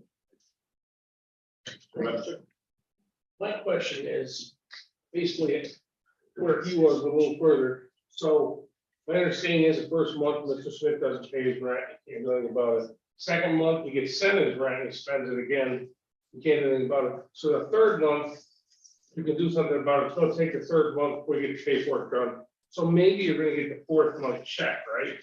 I would hope so, sir. So on the fourth month, after he's got a check, the fifth month comes, is call back up and say, I just said I want to have my check sent back to me again, and bang, the check goes back to Fenton again, and this all starts over. No, once the landlord calls, from what I can understand, reading through the statute, comes and requests us to send payments directly there, that's it. There is no opt back to the client. Mr. Burke? Can the landlord say to a prospective renter, I'll rent to you, provided you allow direct payment? I mean, is that There is an option if the client opts for that in the application process, if they request it, but it has to be a client request. well, only if they want to rent? Yeah. Okay. I think the client can deny it anytime they want. It used to be. Again, I'd have to research the statute. I can send you all a copy of it. There's two sides to every story too. You get a landlord who doesn't do repairs to the apartment. And the tenant keeps the money till they do the repairs, and then the tenant blames it, I mean, the landlord blames it all on the tenant. Sometimes it can be a two-way street. Unfortunately, by the landlord not getting the money, he's just gonna rent, his apartment's gonna deteriorate, and he's gonna rent to lower income people again, because that's the only people he can get, and it's creating blight and stuff like that in his apartments. I mean, if the rent is being paid to him for the landlord for the rent, that's where it should go. And it might discourage a lot of not wanting to fix it up because he's not getting paid for the rent, or not, you know, basically to put the money back in the apartment for what it was supposed to be. If anyone else has any other questions concerning rent, I just want to ask you something else. Any other rent related discussion? Right. The Commissioner, during that severe cold snap weekend back, there were temporary warming centers opened in Messina and Ogdensburg. Were your homeless unit people there to make contact with those people to see what's going on with them and get them services? So we had people coming in who could be placed homeless when the shelters were open, or the warming centers were open. Our directives were that we are going to operate business as usual and try and get these people placed as we normally would, so we don't overwhelm the warming centers. And that as a last resort, we would direct people to the warming centers. Right, but I'm talking about the people that were at the warming center. I did not have any staff there. Why not? Because right now, the homeless unit is only 2 examiners, and we're just got up and running. We haven't added the caseworkers into the unit yet. I just don't have the staff to do it here. Right now, we're simply gathering data and trying to see, the best way to move forward with it. So the process right now, so what was happening is people come in, want to be placed homeless, and I would have TA staff handling it, and they would shoot it over to protective, and go back to TA, and I had people from all over the department with their hands in the pot.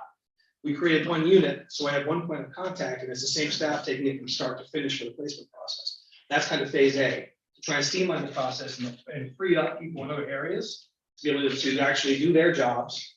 Because I had TA examiners who were spending 6-7 hours a day trying to place 1 or 2 families, and all the other applications that they were getting piled up. So the reorganization to do this is designed to try and streamline those processes. Now, as we go forward and we get more data, we're going to be adding the caseworker positions into it. We're going to be hopefully adding transportation component if I can get that worked out. But right now, we're not there yet. Because I'm just thinking that it's not very often that we see our communities opening a warming station for a weekend. And that's the target group that we're talking about. And it would seem that those people need to be talked to so that they are brought into your system, so they won't be homeless anymore. So they won't have to go to a warming center. I agree.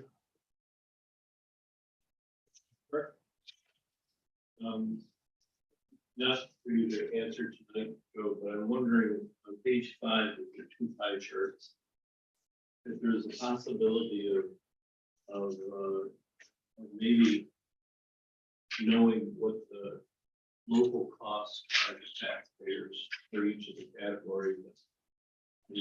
I'm guessing that your institution group care is probably the highest. That would be the highest expense, right? But Are you asking the rates for each? no, I'm asking, so it's like, instead of the percentages, just giving, what's it actually costing St. Louis County taxpayers for each of those categories? And I'm wondering, on the foster care, what it's costing for our foster care versus children's home trust for the same number. I have a feeling that our rate is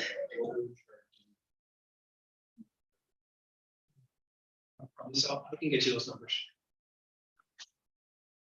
One of the questions I have, I think actually before was the homeless.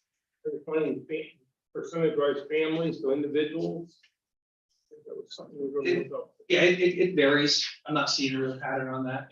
It's different from month to month. I really couldn't say right now. I'll take another look at it. I didn't really see it. Just curious if it's families or if it's just individuals. We get both. And again, it depends on what's going on at the time. I mean, there's a lot of families. We had a family of 7 not long ago. We had to place, but there's a lot of single individuals coming in too. So it changes based from month. But I'll see if, I'll get you the breakdowns each month. Thanks. Sure. Mr. Disha. The list is sounding like older. We talk about, and I know there's a need, but we have the heating areas. The weather's no colder than it used to be. Matter of fact, it used to be colder. And so I think we think about more staff, more heating areas, more give. I think we need to spend more time instead of all the handouts getting people to work. There's a lot of jobs, there's a lot of places that are looking for people. I hear farmers are blasted all the time. We're having migrant workers. The tragedy that occurred a few weeks ago over on 37. There was a lot of conversation. I know we've all heard it. But they were migrants. Can't get people here to take the jobs. As long as we continue to coddle people and dole out whatever you need, it's not going to get better.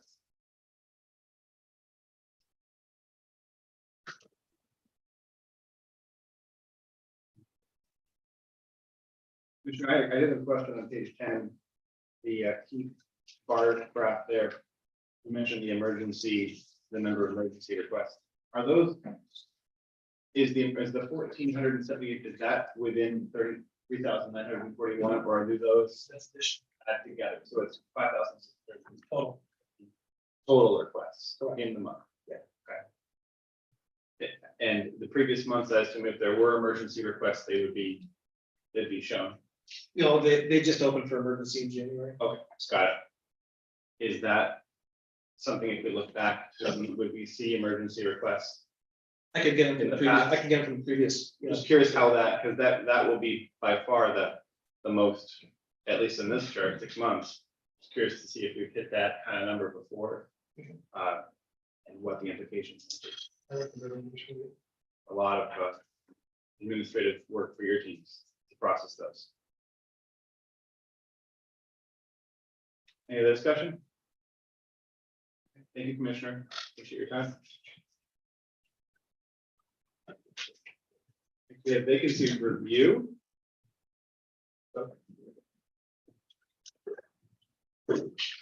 For services, we have 9 vacancies over 2 departments. First up, community services. Okay.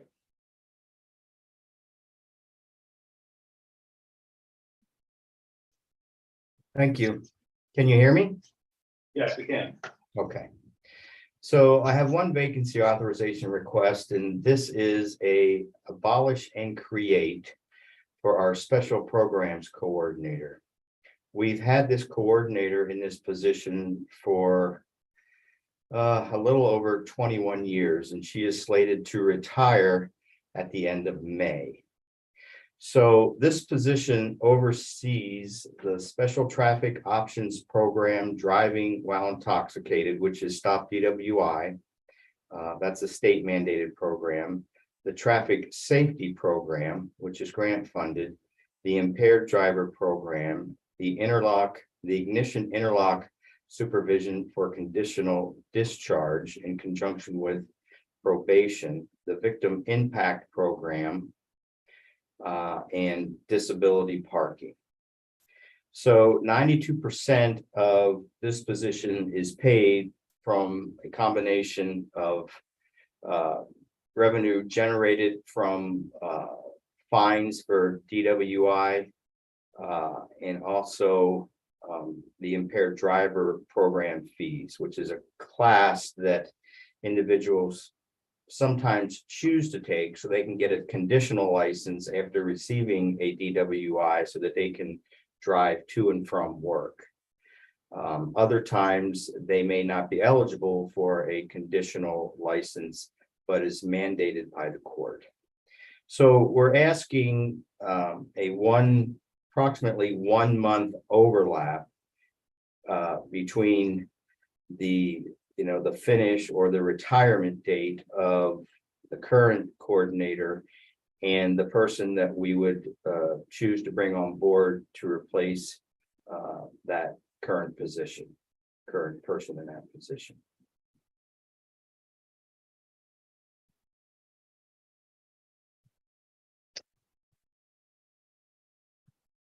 Another request?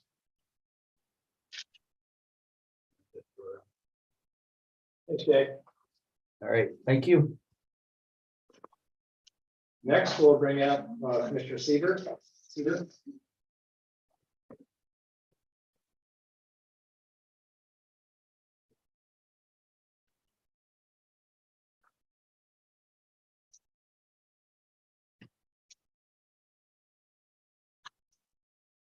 Good evening. Again.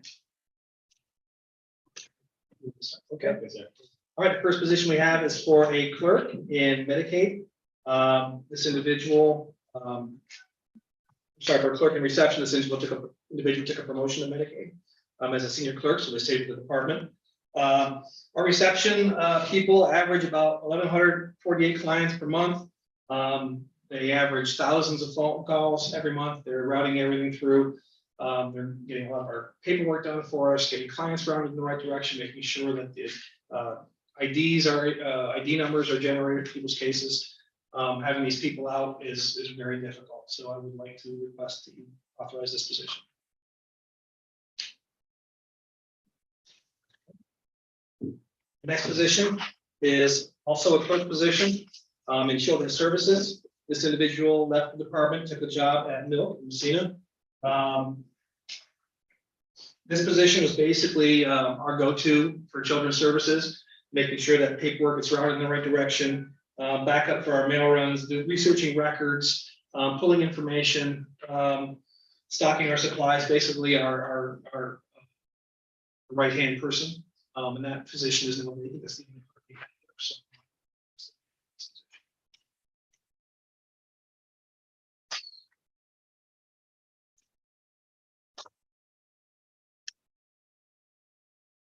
third position we have is our case supervisor, grade B for Children's Services. This is due to retirement.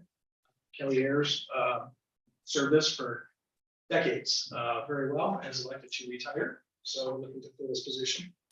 This person is supervising 5 or 6 foster care preventative workers, each one with a caseload of 11, making sure that everything is up to date, that the notes get entered, that the staff members are getting all the training and the guidance that they need. These supervisor positions are vital.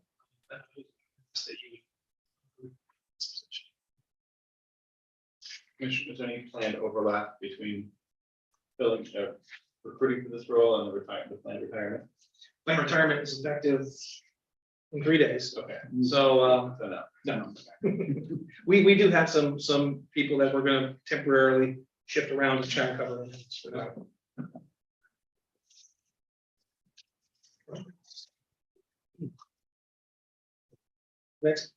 Next position is an account clerk in our daycare unit. This individual resigned to take a job with the Department of Motor Vehicles. For a substantial pay raise, from what I understand. This position is in the county support staff and a child care assistance unit. They review the reimbursement of all the cases for child care reimbursements, preparing notices to clients. There've been $91,000 worth of reimbursements made just last month. This position is going to get busier because the eligibility standards have been raised, so a lot more people are applying. So I would ask that you give permission to fill this position. Questions?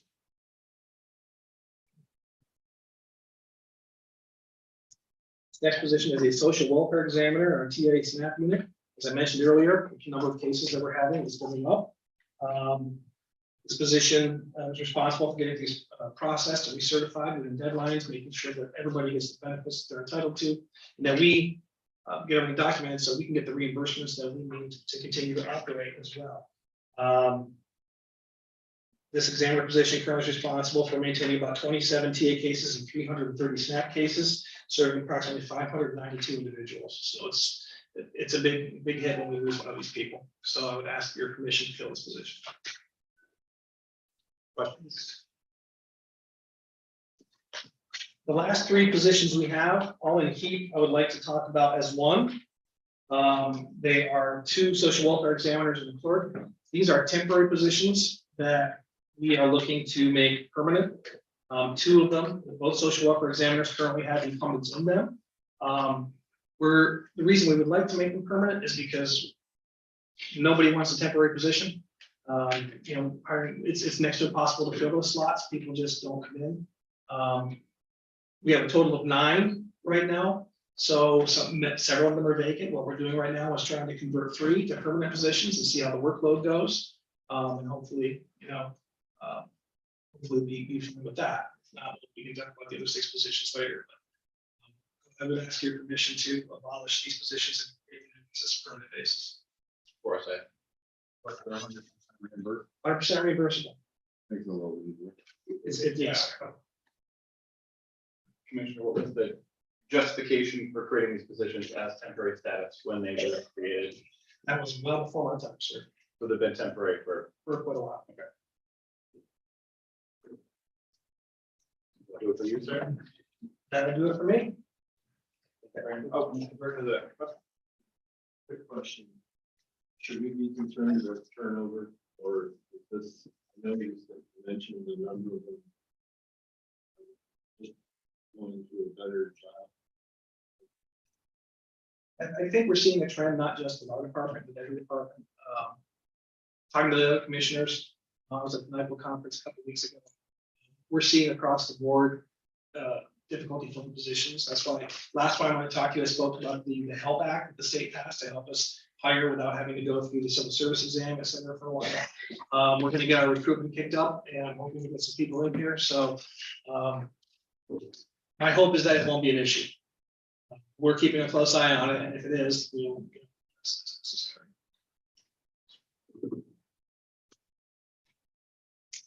Discussion. Thank you, Commissioner. Sir. I'll call you up 2 more times tonight. I don't mind, that's what you think. Okay, next we have committee reports. Start with Board of Health, Ms. Curry. January's Board of Health meeting was canceled due to sleet. The next one is the next Tuesday. Thank you.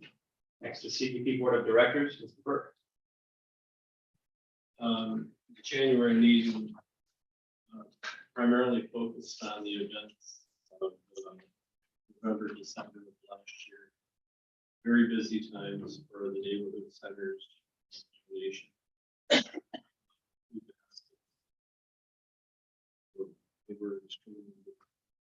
We did receive, there was a $600,000 regional grant from an energy company based out of Massachusetts that was to be used to assist families using fuel oil. And our county share of that. And it's been, again, received and dispensed to need.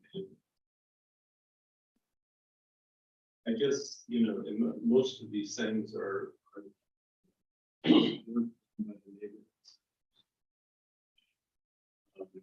But for sure, and this was my first meeting. They do a tremendous amount.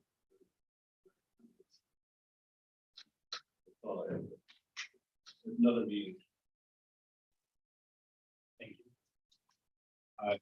Did Legislator Haggard ask anyone to provide a report from the Community Services Board? No, okay. Office for the Aging Advisory Board, Mr. Denisha. Sure, actually, we had our last meeting on Monday, February 6th, and I gave a report at last month's board meeting, but our next meeting is Monday, March 3rd. Thank you, Mr. Denisha. Youth Advisory Board, Mr. Nell. So the youth committee met on Sunday in person to do some training with the teen ambassadors on the universal presentation that they'll be providing access to the school districts, and the Gizmo project, which is a mental health and suicide awareness program. It's a book actually, and a character for 3rd and 4th grade students around the county that are interested. We are currently accepting bio data sheets for those that are interested in joining the Youth Advisory Board. Valentine's card drive was underway. That ended on Friday. I'm not exactly sure how many we got this time. Trash Dash is scheduled for April 29th, May 1st. That weekend. 22nd and 23rd. Okay. And it's in the 5 locations again. We'll do Ogdensburg, Canton, Messina, Potsdam, and Bellinor. Trying out some different county highways this year. So there'll be some information coming out if there are any organizations that are interested in joining any of those sites. Of course, all the legislators are always invited. And Adam is heading that up. So thank you, Adam, very much. The next Youth Advisory Board meeting is April 4th at 5:30. And I just wanted to, in case nobody saw or in case anybody missed the press release, we are doing our funding grants that are available through the Youth Bureau. I also can talk today. The Youth Development Program grants and the Youth Sports and Education Opportunity Funding grants, and those close on February 24th. Thank you, Mr. Nelly. Moving on to old business, is there any old business? Mr. Reagan. Thank you, Mr. Chair. I just wanted to bring to the board's attention at our last full board meeting, this board passed resolution concerning the anniversary of the Battle of Ogdensburg and encouraging the reenactors to participate.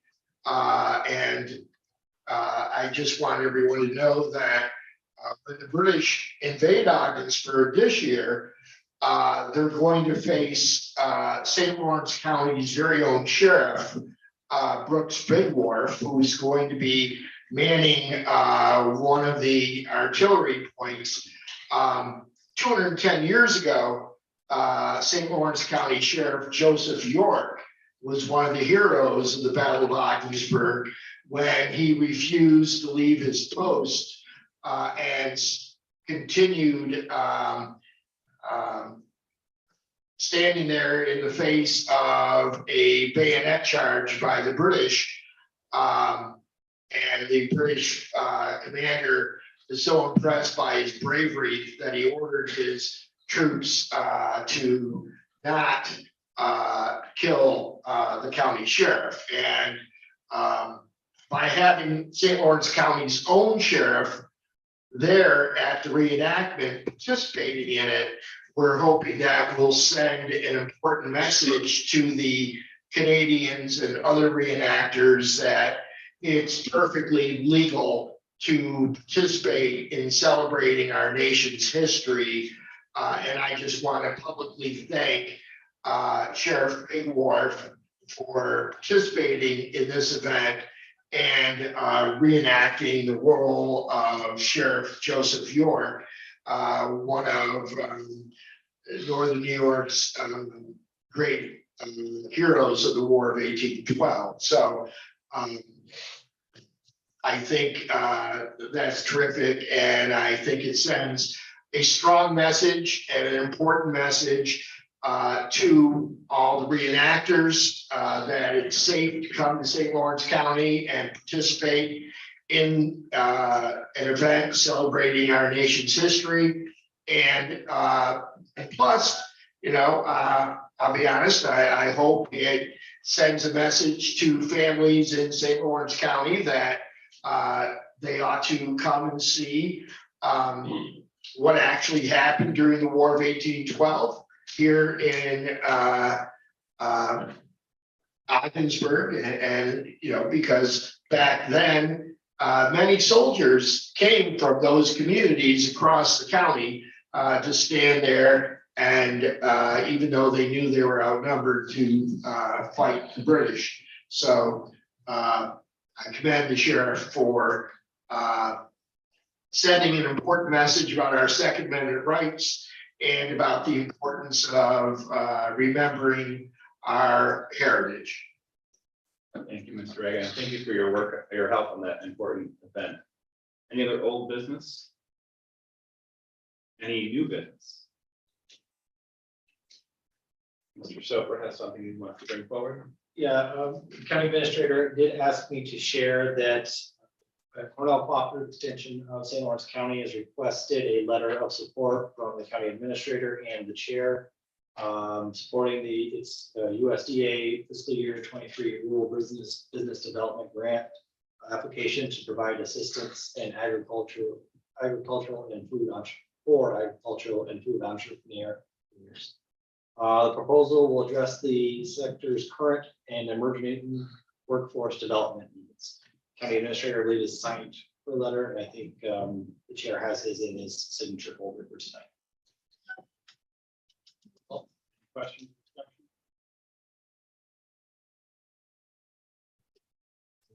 We enter executive session. We do for litigation, medical, financial credit, or employment history of a particular person or corporation, or matters leading to the appointment, employment, promotion, demotion, discipline, suspension, dismissal, or removal of a particular person or corporation, and appointments. 10 points when you can memorize that. Motion to enter executive session. Mr. Forsythe, say no. Mr. Fay.